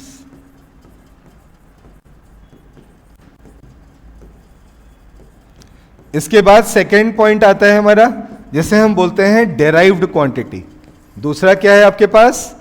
Derived quantity. नाम से नहीं समझ में आता क्या? क्या नाम ही नहीं है काफी बताने के लिए क्या होने वाला है यहां पे? डेराइव्ड मतलब जिसे डेराइव कर रहे हो। किससे डेराइव कर रहे हो? फंडामेंटल के हेल्प से। वो क्या हो गया? Derived quantities. ठीक है, बाकी जितनी भी क्वांटिटीज हैं इन 7 के अलावा, उनमें से 99% क्या होंगी? डेराइव्ड क्वांटिटीज होंगी।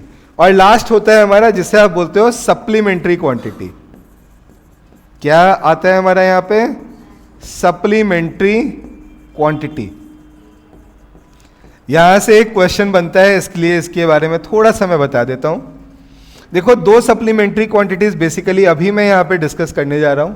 एक को आप कहते हो प्लेन एंगल, और दूसरा क्या है आपके पास? दूसरा है आपके पास सॉलिड एंगल। आप चाहो तो और भी क्वांटिटीज को इस लिस्ट में डाल सकते हो, जैसे रेडियो एक्टिविटी। ये सब के सब क्या है हमारी? ये सारी क्वांटिटीज हमारी सप्लीमेंट्री क्वांटिटी हैं, जो कि ना तो फंडामेंटल है और ना ही डेराइव्ड है। क्यों डेराइव्ड नहीं बोल रहे हैं पता है? जब इन क्वांटिटीज को आप लिखने जाओगे ना, तो आपके पास कोई डायमेंशन आएगा ही नहीं। प्लेन एंगल को क्या लिखोगे आप? Arc length divided by radius. ऊपर भी लेंथ, नीचे भी लेंथ, आया ही नहीं ना कुछ भी। मतलब क्वांटिटी कैसी हो गई? डायमेंशनलेस। बट इन क्वांटिटीज की खासियत यह है कि इनके पास यूनिट जरूर होता है। डायमेंशन नहीं है, बट यूनिट है इनके पास। तो इसलिए ऐसी क्वांटिटीज को आपने कहां डाल दिया है? सप्लीमेंट्री क्वांटिटी में। क्लियर है ये? तो हम लोगों को याद रखना है कि ऐसी क्वांटिटीज जो कि डायमेंशन लेस हो बट उनके पास कुछ ना कुछ यूनिट हो, उसे हम लोग कहां पुट करते हैं? सप्लीमेंट्री क्वांटिटी में पुट करते हैं। ठीक है ना? वहां पे हम लोग इसे रखते हैं। आगे बढ़ाता हूं अब मैं, सीधे सीधे आ जाते हैं डायमेंशंस पे। डायमेंशंस क्या है? तो मान लो मैं फोर्स को डिफाइन करना चाहता हूं, फोर्स को, या अभी काइनेटिक एनर्जी लिखा था, काइनेटिक एनर्जी को डिफाइन करना चाहता हूं, तो काइनेटिक एनर्जी का फॉर्मूला लिखता ना मैं क्या लिखता? Half multiplied by M into V square, ऐसा लिखता। और सिंपल भाषा में लिखने की जरूरत होती। सिंपल भाषा मतलब मैं इसे अगर फंडामेंटल क्वांटिटीज के टर्म्स में लिखना चाहता, तो क्या मैं यहीं पे इसे half into M into L by T multiplied by L by T कह सकता था क्या? अब देखो, अब तो यहां पे सारी फंडामेंटल क्वांटिटीज हो गई ना, हुई कि नहीं हुई? तो मैं अगर इसे नेक्स्ट स्टेप में half M to the power 1 साथ में फिर एल बाई टी का स्क्वायर मीन्स एल का स्क्वायर और टी टू द पावर -2, मैं अगर ऐसा एक्सप्रेस करने लगूं तो कोई दिक्कत है क्या? तो जब आप किसी डेराइव्ड क्वांटिटी को एक्सप्रेस कर रहे होते हो in terms of fundamental quantity, आप वहां पे उन फंडामेंटल क्वांटिटीज का कुछ पावर रेज करते हो, कुछ पावर उसके ऊपर डालते हो ना। वही पावर्स जो वहां पे रेज हुई हैं उसी को आप क्या नाम देते हो? These are actually known as dimensions. उसे हम क्या कहते हैं? डायमेंशंस कहते हैं। और अगर हम लोग इसी को एक मैथमेटिकल एक्सप्रेशन के फॉर्म में लिखने लगे, मैं यहां पे लिखने लग जाऊं के ई, इसके आगे यहां पे ब्रैकेट लगा दिया, and in right hand side it is m to the power 1 l to the power 2 and t to the power -2। तो इसी को आप क्या कहते हो? डायमेंशनल इक्वेशन का नाम देते हो। लेफ्ट हैंड साइड में क्या लिखी हुई है? क्वांटिटी लिखी हुई है, और राइट हैंड साइड में उसका क्या लिखा हुआ है? डायमेंशनल फॉर्मूला लिखा हुआ है। ये क्या कहलाता है हमारा? इसी चीज का ये डायमेंशनल फॉर्मूला है। आई होप ये भी आपको क्लियर हो गया होगा। क्लियर है? तो पावर जो रेज हुई है वो क्या हुई? डायमेंशंस। उन्हीं पावर्स को जब हमने उन बेस क्वांटिटी के साथ एक्सप्रेस किया तो क्या हो गई? Dimensional formula. और उसके लेफ्ट हैंड साइड में आपने क्या रख दिया? क्वांटिटी का नाम, खुद क्वांटिटी को वहां पे लिख दिया। देन इसी को आप क्या बोलते हो? इक्वेशन। इक्वेशन में दोनों साइड होता है ना, x plus Y is equal to 2। x plus Y क्या है आपके पास? x प्लस वाई ऐसे नहीं होगा कुछ भी, x इंटू वाई अगर बोलते तो उसे हम क्या बोलते? वो हो जाता है मेरे पास डायमेंशनल फॉर्मूला।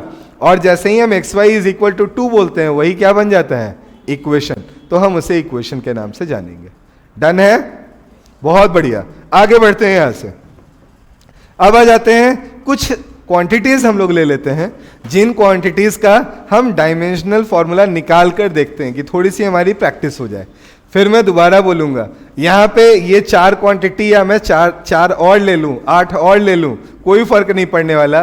पूरी फिजिक्स में लगभग 100 के आसपास आपको क्वांटिटीज देखनी होगी, और उनमें से आपके एग्जाम में कोई भी पूछा जा सकता है। ठीक है ना?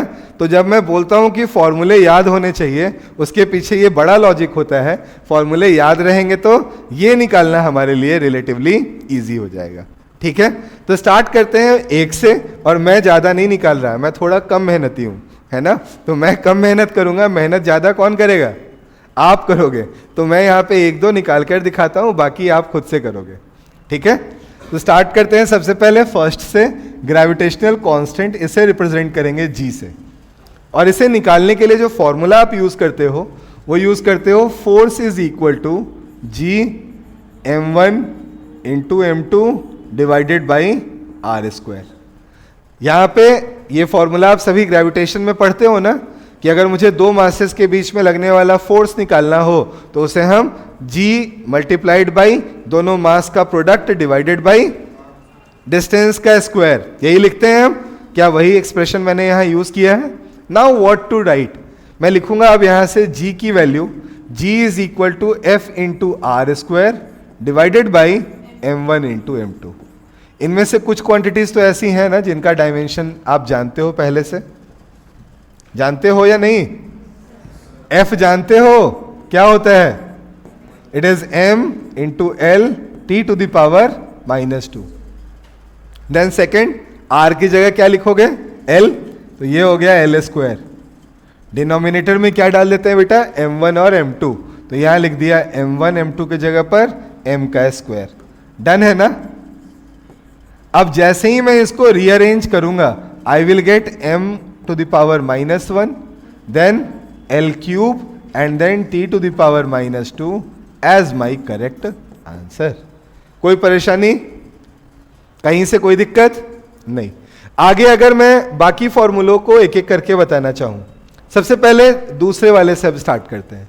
कोफिशिएंट ऑफ विस्कोसिटी को मैंने यहां रिप्रेजेंट कर दिया, और निकालने के लिए जो फॉर्मूला आप यूज करोगे ये है F V is equal to, F V मतलब विस्कस फोर्स। विस्कोसिटी कहां पढ़ेंगे? फ्लूइड में पढ़ेंगे, और वहां पे विस्कोसिटी को जब हम एक्सप्लेन करेंगे तो किस क्वांटिटी से हमारा ज्यादा लेना देना होगा? विस्कस फोर्स से। तो मैं वही लिख रहा हूं, viscous force is equal to 6 pi eta into R multiplied by V, जहां पे ये हमारे पास फर्स्ट क्वांटिटी क्या है?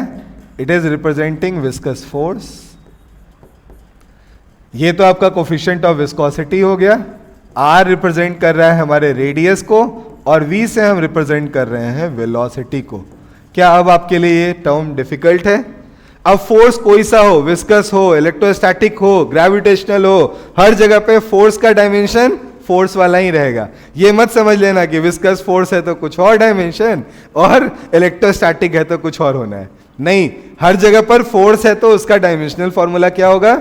सेम होगा, और वो mlt टू द पावर -2 होगा। यही एनर्जी के साथ भी वैलिड है। काइनेटिक हो, पोटेंशियल हो, जो भी एनर्जी हो, सारी तरह की एनर्जी, सबका डायमेंशनल फॉर्मूला क्या होना है?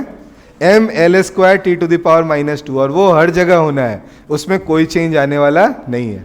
ठीक है? तो अगर सेकेंड फॉर्मूला आपको पता है तो क्या आप यहां से ईटा का फॉर्मूला आप निकाल सकते हो? मैं छोड़ रहा हूं, मैं नहीं लिख रहा। आगे आते हैं, गैस कांस्टेंट की बात करते हैं। केमिस्ट्री में भी पढ़ा होगा ये फॉर्मूला। कुछ दिखा सा लग रहा है क्या? कुछ दिखा सा लग रहा है? क्या है ये? ये है ideal gas equation.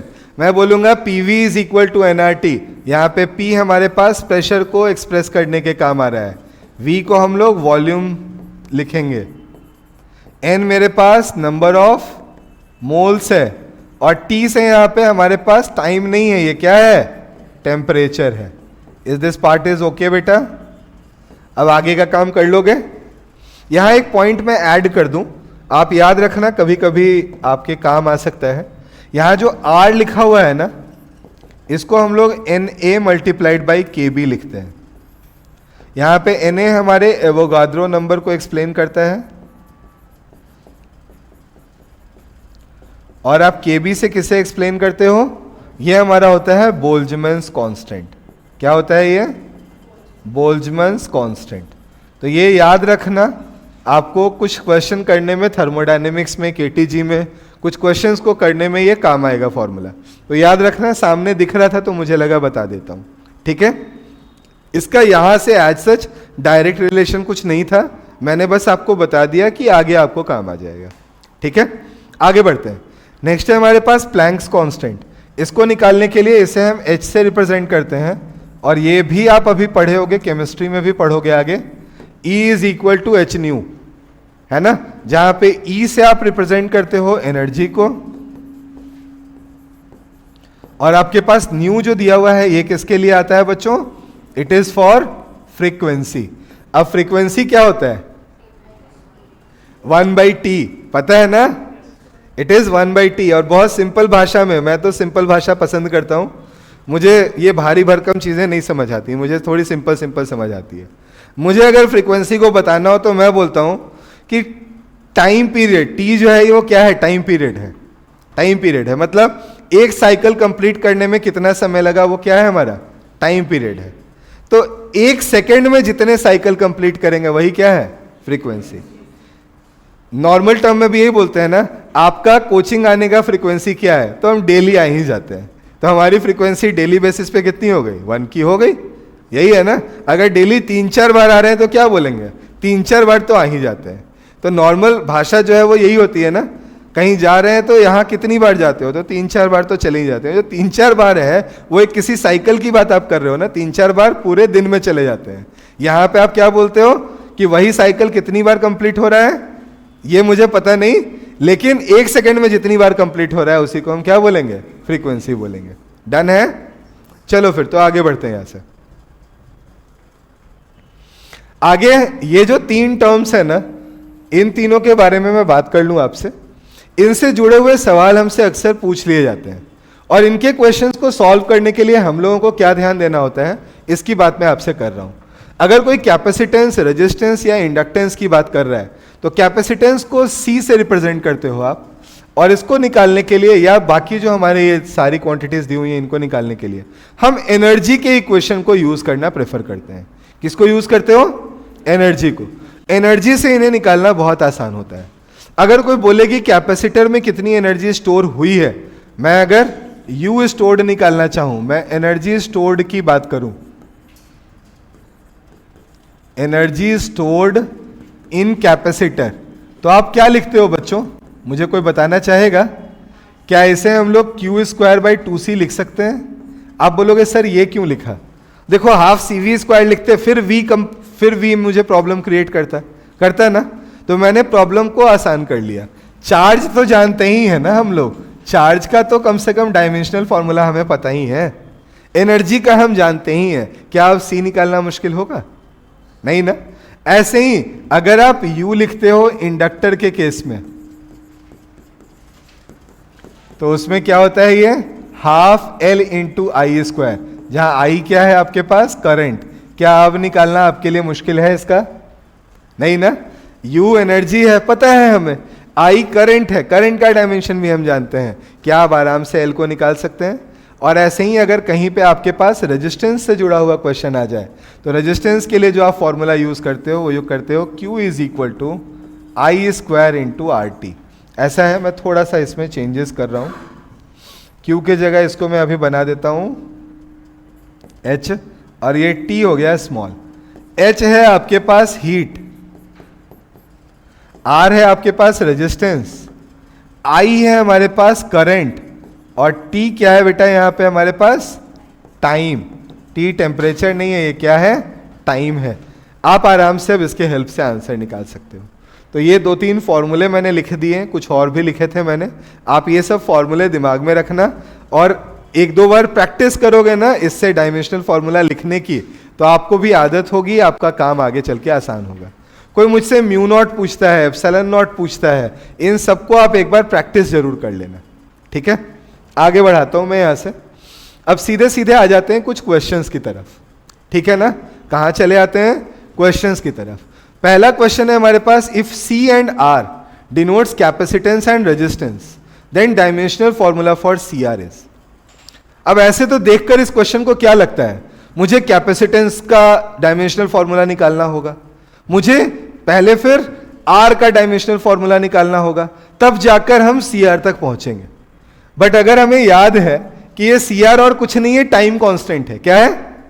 Time constant. तो क्या फिर हमारे लिए कुछ सवाल मुश्किल होगा क्या? हम क्या बोलेंगे डायरेक्टली कि हमारा टाउ जो होता है, टाइम कांस्टेंट जो है, ये सिंपली CR है। अगर मैं इसे इंडक्टर और रेजिस्टेंस के टर्म्स में लिखता तो यही क्या है हमारे पास? L/R है। और क्या मैं इसके हेल्प से अब इसके आंसर को डायरेक्टली कोट कर सकता था?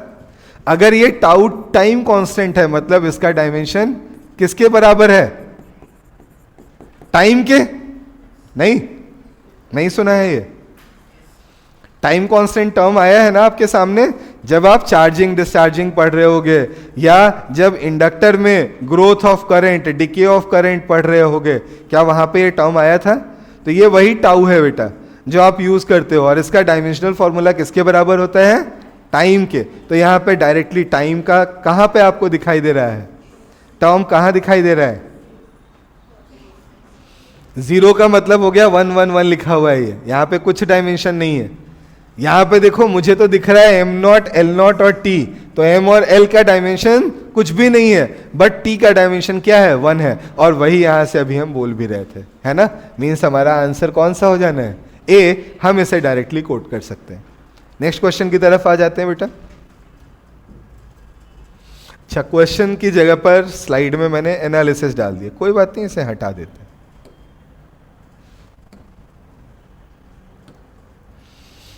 हम आ जाते हैं सीधे सीधे। अगर मुझे डायमेंशनल फॉर्मूला का यूज करना है तो कहां कहां पे हम लोग यूज कर सकते हैं और क्या इसका यूज होता है, इसके बारे में बात कर लेते हैं, ठीक है ना। तो यहां कुछ पॉइंट्स मैं आपके साथ डिस्कस कर रहा हूं, ध्यान से उसे समझ लेना। बहुत बार ऐसा क्वेश्चन आपको दिखेगा, बहुत बार ऐसे क्वेश्चंस आपको मिलेंगे जहां पे ऐसा बोला जाता है कि सिर्फ डायमेंशनल फॉर्मूला हम चेक कर लेते हैं ना तो हमारा आंसर आ जाता है। तो टीचर जो आपको बताना चाहते हैं वो क्या बताना चाहते हैं कि जो आंसर आपका निकल के आ रहा था उसके पूरे एक्सप्रेशन को नहीं देखने की जरूरत थी, क्या देखना था, सिर्फ डायमेंशन चेक करना था। क्यों ऐसा बोलते हैं कि उससे आपका सही आंसर आ जाएगा? इसलिए कि अगर कोई फॉर्मूला मुझे दिया हुआ है, मान लो कि एक फॉर्मूला मुझे दिया हुआ है, एक एग्जांपल लेके मैं बता रहा हूं। मान लो दिया हुआ है y is equal to a square multiplied by b square multiplied by t, कुछ ऐसा ही रैंडम सा फॉर्मूला मुझे दिया हुआ है। अगर ये फॉर्मूला करेक्ट है, एक्चुअल में करेक्ट है, तो क्या लेफ्ट हैंड साइड में अगर लेंथ होगा तो राइट में भी लेंथ ही आना चाहिए? राइट में अगर लेंथ की जगह पे टाइम हो जाता तो करेक्ट होता क्या? नहीं होता ना। Length is equal to time थोड़ी ना बोल देते, नहीं बोल सकते थे ना।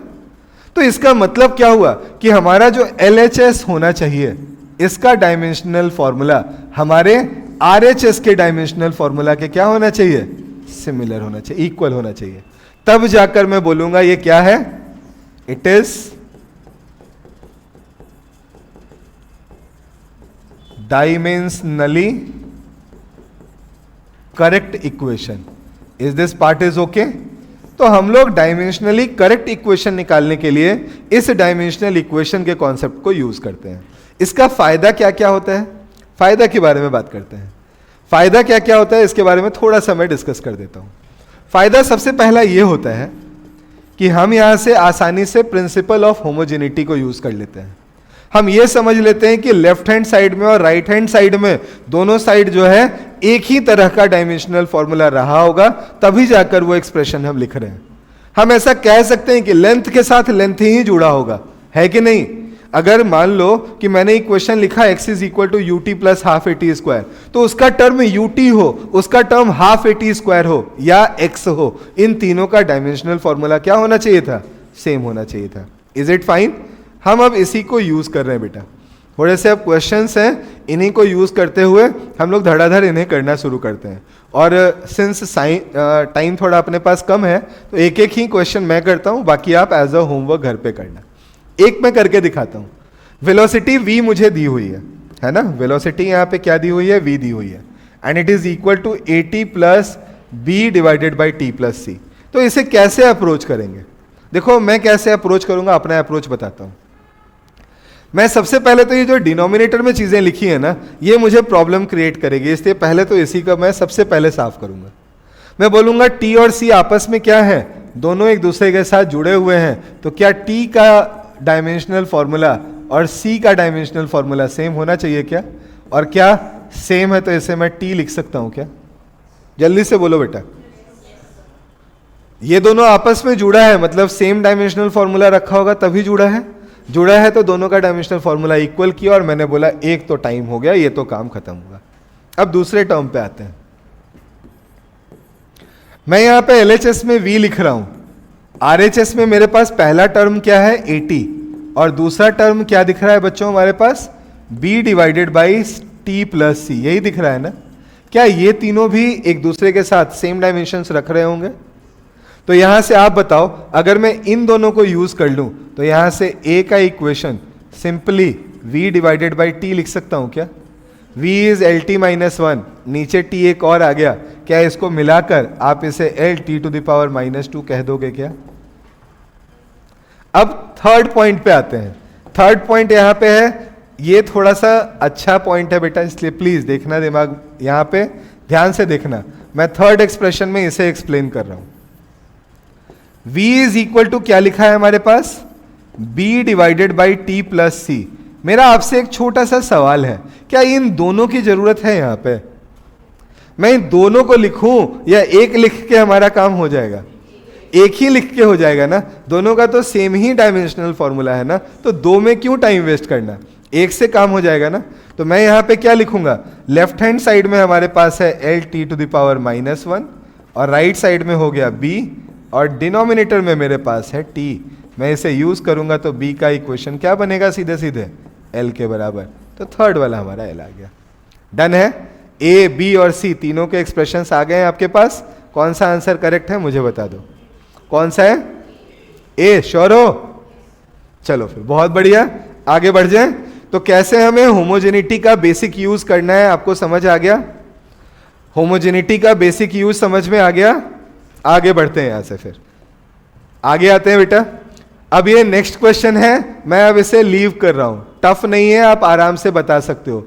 मुझे लगता है यहाँ पे एक टर्म मिसिंग है, मैं इसे थोड़ा करेक्ट कर दे रहा हूं। यहाँ पे ये थीटा लिखा हुआ है, ठीक है, ये कर लोगे ना। पहले आपको प्रेशर प्लस A/V² लिखा हुआ है, मींस P का डायमेंशनल फॉर्मूला किसके बराबर होना चाहिए, A/V² के। क्या वहां से आप आराम से A निकाल लोगे, दैट इज PV²। और जैसे ही P आपने यहां देखा, क्या P B multiplied by θ/V के भी बराबर होना चाहिए क्या? क्या वहां से आप B निकाल सकते हो, या थीटा पूछा गया हो थीटा निकाल सकते हो? बोलोगे सर यहां तो थोड़ा फंस जा रहे हैं, यहां तो दो दो टर्म्स आ गए ना, यहां तो दो दो आ गए ना।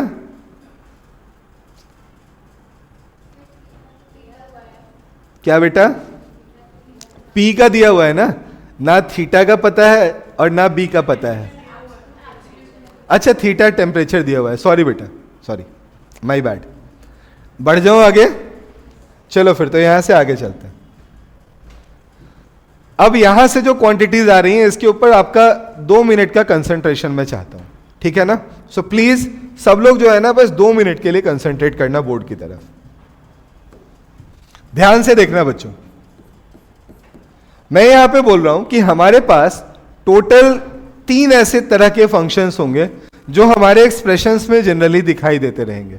एक होगा ट्रिगोनोमेट्रिक फंक्शन, दूसरा होगा एक्सपोनेंशियल फंक्शन और तीसरा होगा लॉगरिथमिक फंक्शन, है ना। इन तीनों फंक्शंस में एक बहुत ही खास बात है। आप ट्रिगोनोमेट्रिक फंक्शन बोलो साइन 30 डिग्री, एक आंसर में क्या बताओगे मुझे, हाफ बोलोगे ना, it is a numeric value. क्या ये पूरी क्वांटिटी डायमेंशन लेस हो गई? और जो एंगल था, एंगल के बारे में हम पहले ही डिस्कस कर चुके हैं, क्या वो डायमेंशन लेस है?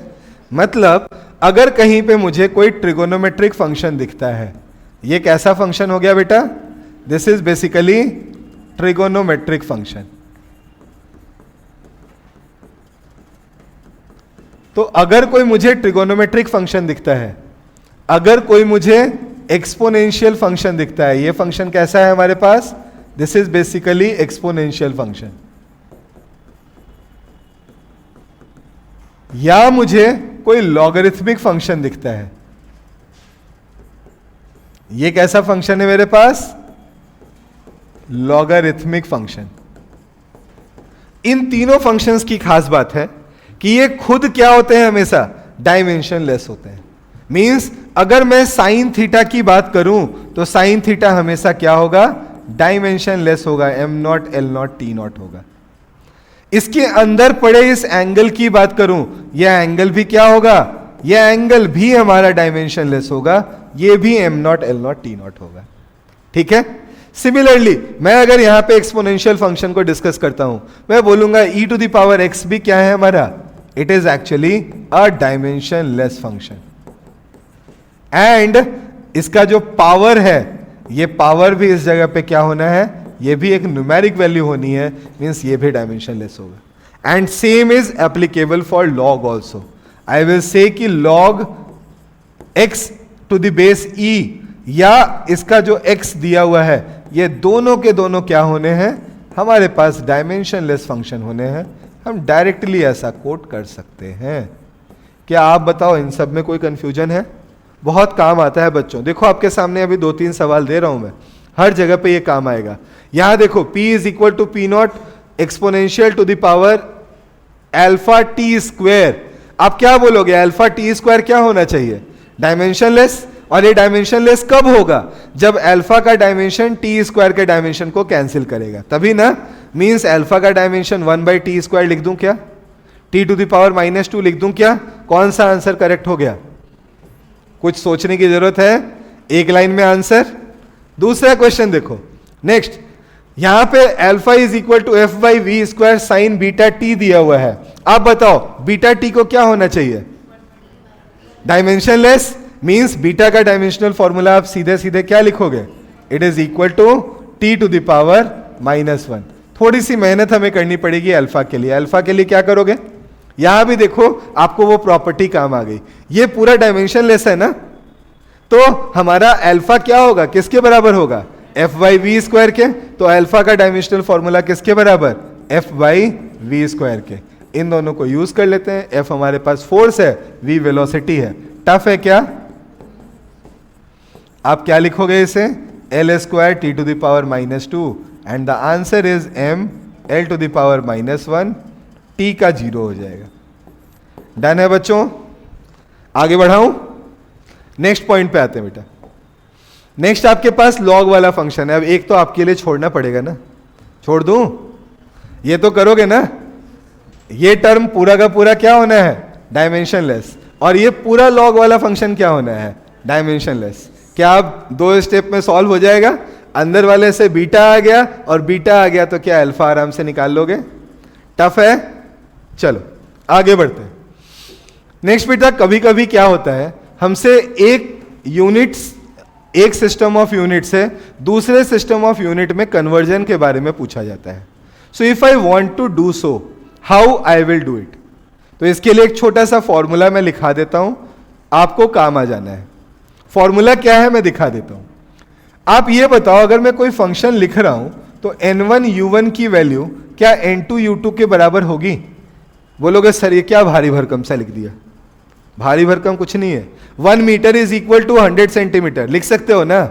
1 is numeric value, u is metre is its first unit, 100 is numeric value, centimetre is another unit. यही लिखा हुआ है ना, तो कुछ भारी भरकम सा नहीं लिखा हुआ है।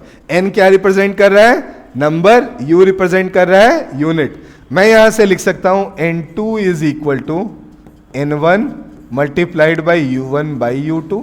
और अगर मैं u के डायमेंशनल फॉर्मूला को m⁻x l⁻y एंड t⁻z मान लूं तो मैं आराम से इसे यूज करते हुए यहां एक्सप्रेस कर सकता हूं कि n1 क्या होगा? m1 by m2 to the power x, l1 by l2 to the power y and t1 by t2 to the power z। क्या टफ है? ये m1 l1 t1 m2 l2 t2 ये हैं क्या? These are actually units. ये क्या है? हमारे यूनिट्स हैं।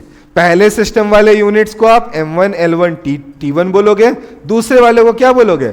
m2 l2 और t2 बोलोगे। क्या आराम से आंसर आएंगे? अगर मैं जैसे इस सवाल में आंसर निकालना चाहूं, ये लिखा हुआ है न्यूटन पर मीटर स्क्वायर और इसे कन्वर्ट किस में करना है? डाइन में कन्वर्ट करना है। कैसे कन्वर्ट करोगे? न्यूटन क्या है आपके पास? अगर मैं इस न्यूटन पर मीटर स्क्वायर को डायमेंशन में चेंज करना चाहूं तो मैं क्या लिखता? ऊपर लिखा हुआ है ml⁻⁻2 और नीचे क्या ये एल स्क्वायर है? मैं लिखता है यहां पे it is nothing but ml⁻⁻1 t⁻⁻2 है। Now just use it. Use कर सकते हैं? नहीं आ रहा है समझ में? नहीं आ रहा है? हाँ या ना तो बोल दो। नहीं आ रहा है तो ना बोलो, जल्दी से बोलो नहीं आ रहा। अभी एक फॉर्मूला दिया था ना, बैठ जाओ। अभी एक फॉर्मूला दिया था ना मैंने। क्या फॉर्मूला दिया था? कि अगर हमारे पास मान लो कि दो अलग अलग यूनिट के सिस्टम्स दिए हुए हैं, एक का न्यूमेरिक वैल्यू दिया हुआ है, दूसरे में मुझे उसे कन्वर्ट करना है। 1 मीटर दिया हुआ है, मुझे उसे सेंटीमीटर में कन्वर्ट करना है, तो मैं 100 सेंटीमीटर लिख सकता हूं। उसके लिए हम ये एक्सप्रेशन यूज करने वाले हैं। अभी जस्ट सिखाया था मैंने। अब सोच के देखो, अगर मैं इसी सवाल को, इसी फॉर्मूले को इस सवाल में लगाना चाहूं तो लगा सकता हूं क्या? मन में आएगा कि सर हमारे पास जो इंफॉर्मेशंस थे, जो चाहिए थे, वो हैं क्या? तो मेरा आंसर है हाँ थे, हैं। कैसे हैं? न्यूटन पर मीटर स्क्वायर मुझे दिया हुआ है, मतलब नए सिस्टम का यूनिट मुझे दिया हुआ है ना। अगर यूनिट दिया हुआ है तो डायमेंशन नहीं निकाल सकते हैं क्या? डायमेंशन क्या होगा? हम अगर न्यूटन पर मीटर स्क्वायर की बात करें, Newton is unit of force और मीटर स्क्वायर किसके लिए है? Length into length. मैंने इन दोनों को यहां पे लिख दिया, यहां से इसका डायमेंशनल फॉर्मूला आ गया। x की वैल्यू आ गई 1, y की वैल्यू आ गई -1 और टाइम की वैल्यू क्या आ गई? -2। अब मुझे यहां पे n2 की वैल्यू चाहिए, तो n2 is equal to n1 into m1 divided by m2 to the power, इस बार अभी आपने मुझे बताया है क्या लिखना चाहिए? 1। L1 by L2 to the power क्या लिखना चाहिए? -1। T1 by T2 to the power क्या लिखना चाहिए? -2। अब सारी वैल्यूज को डालते चलते हैं। पहले वाले केस में n1 की वैल्यू क्या थी? 19 इंटू 10 टू द पावर 10। आगे मास कितना था बेटा? मास को क्या आप केजी में लिखते थे? आप जब ऐसा यूनिट यूज करते हो, न्यूटन किस में आता है? ऐसा यूनिट में। मास के लिए क्या आप केजी यूज करते हो? आप ऊपर क्या लिखोगे? केजी। और जब आप उसे डाइन में कन्वर्ट करोगे, क्या वो सीजीएस हो गया? वहां पे आप सीजीएस यूनिट में मास को क्या यूज करते हो? ग्राम। तो नीचे क्या लिखोगे? ग्राम। लेंथ के लिए यहां मीटर, यहां पे क्या होगा? सेंटीमीटर। और टाइम के लिए दोनों जगह पे क्या लिखेंगे हम? Second and second.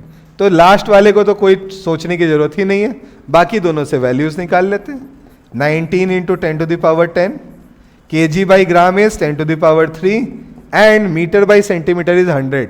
But power में -1 भी तो है ना, तो वो क्या उसे 1/100 बना देगा? तो मैं इसे लिखूंगा 1/10 टू द पावर 2। क्या हमारे पास answer 19 into 10 to the power 11 आ जाएगा क्या? ठीक है, तो बच्चों आज के लिए यहीं पे हम लोग स्टॉप करते हैं। अब देखो यहाँ पे 1-2 स्लाइड्स और हैं आपके पास, है ना, जहां पे 1-2 क्वेश्चंस दिए हुए हैं कि किस तरीके से हम रिलेशन एस्टैब्लिश करते हैं। आप इन क्वेश्चन को सेल्फ अटेम्प्ट कर लेना।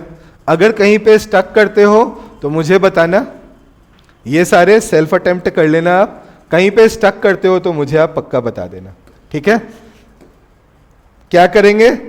या तो डाउट क्लास में बता देंगे या किसी दिन मैं 5 मिनट के लिए एक्सटेंड करके इन क्वेश्चंस को सॉल्व कर दूंगा, ठीक है? तो ये 2-4 सवाल थे जो लास्ट में हमारे बच्चे रह गए थे, इनको आप सेल्फ अटेम्प्ट कर सकते हो। तो यहीं पे आज की क्लास अब क्या करते हैं? एंड करते हैं, कंक्लूड करते हैं। नेक्स्ट क्लास में हम लोग पढ़ने वाले हैं motion in a straight line. थोड़ा लंबा टॉपिक है, काफी कुछ हमें देखना पड़ेगा, ठीक है? तो एक बार घर पे इस टॉपिक को जरूर पढ़ लेना।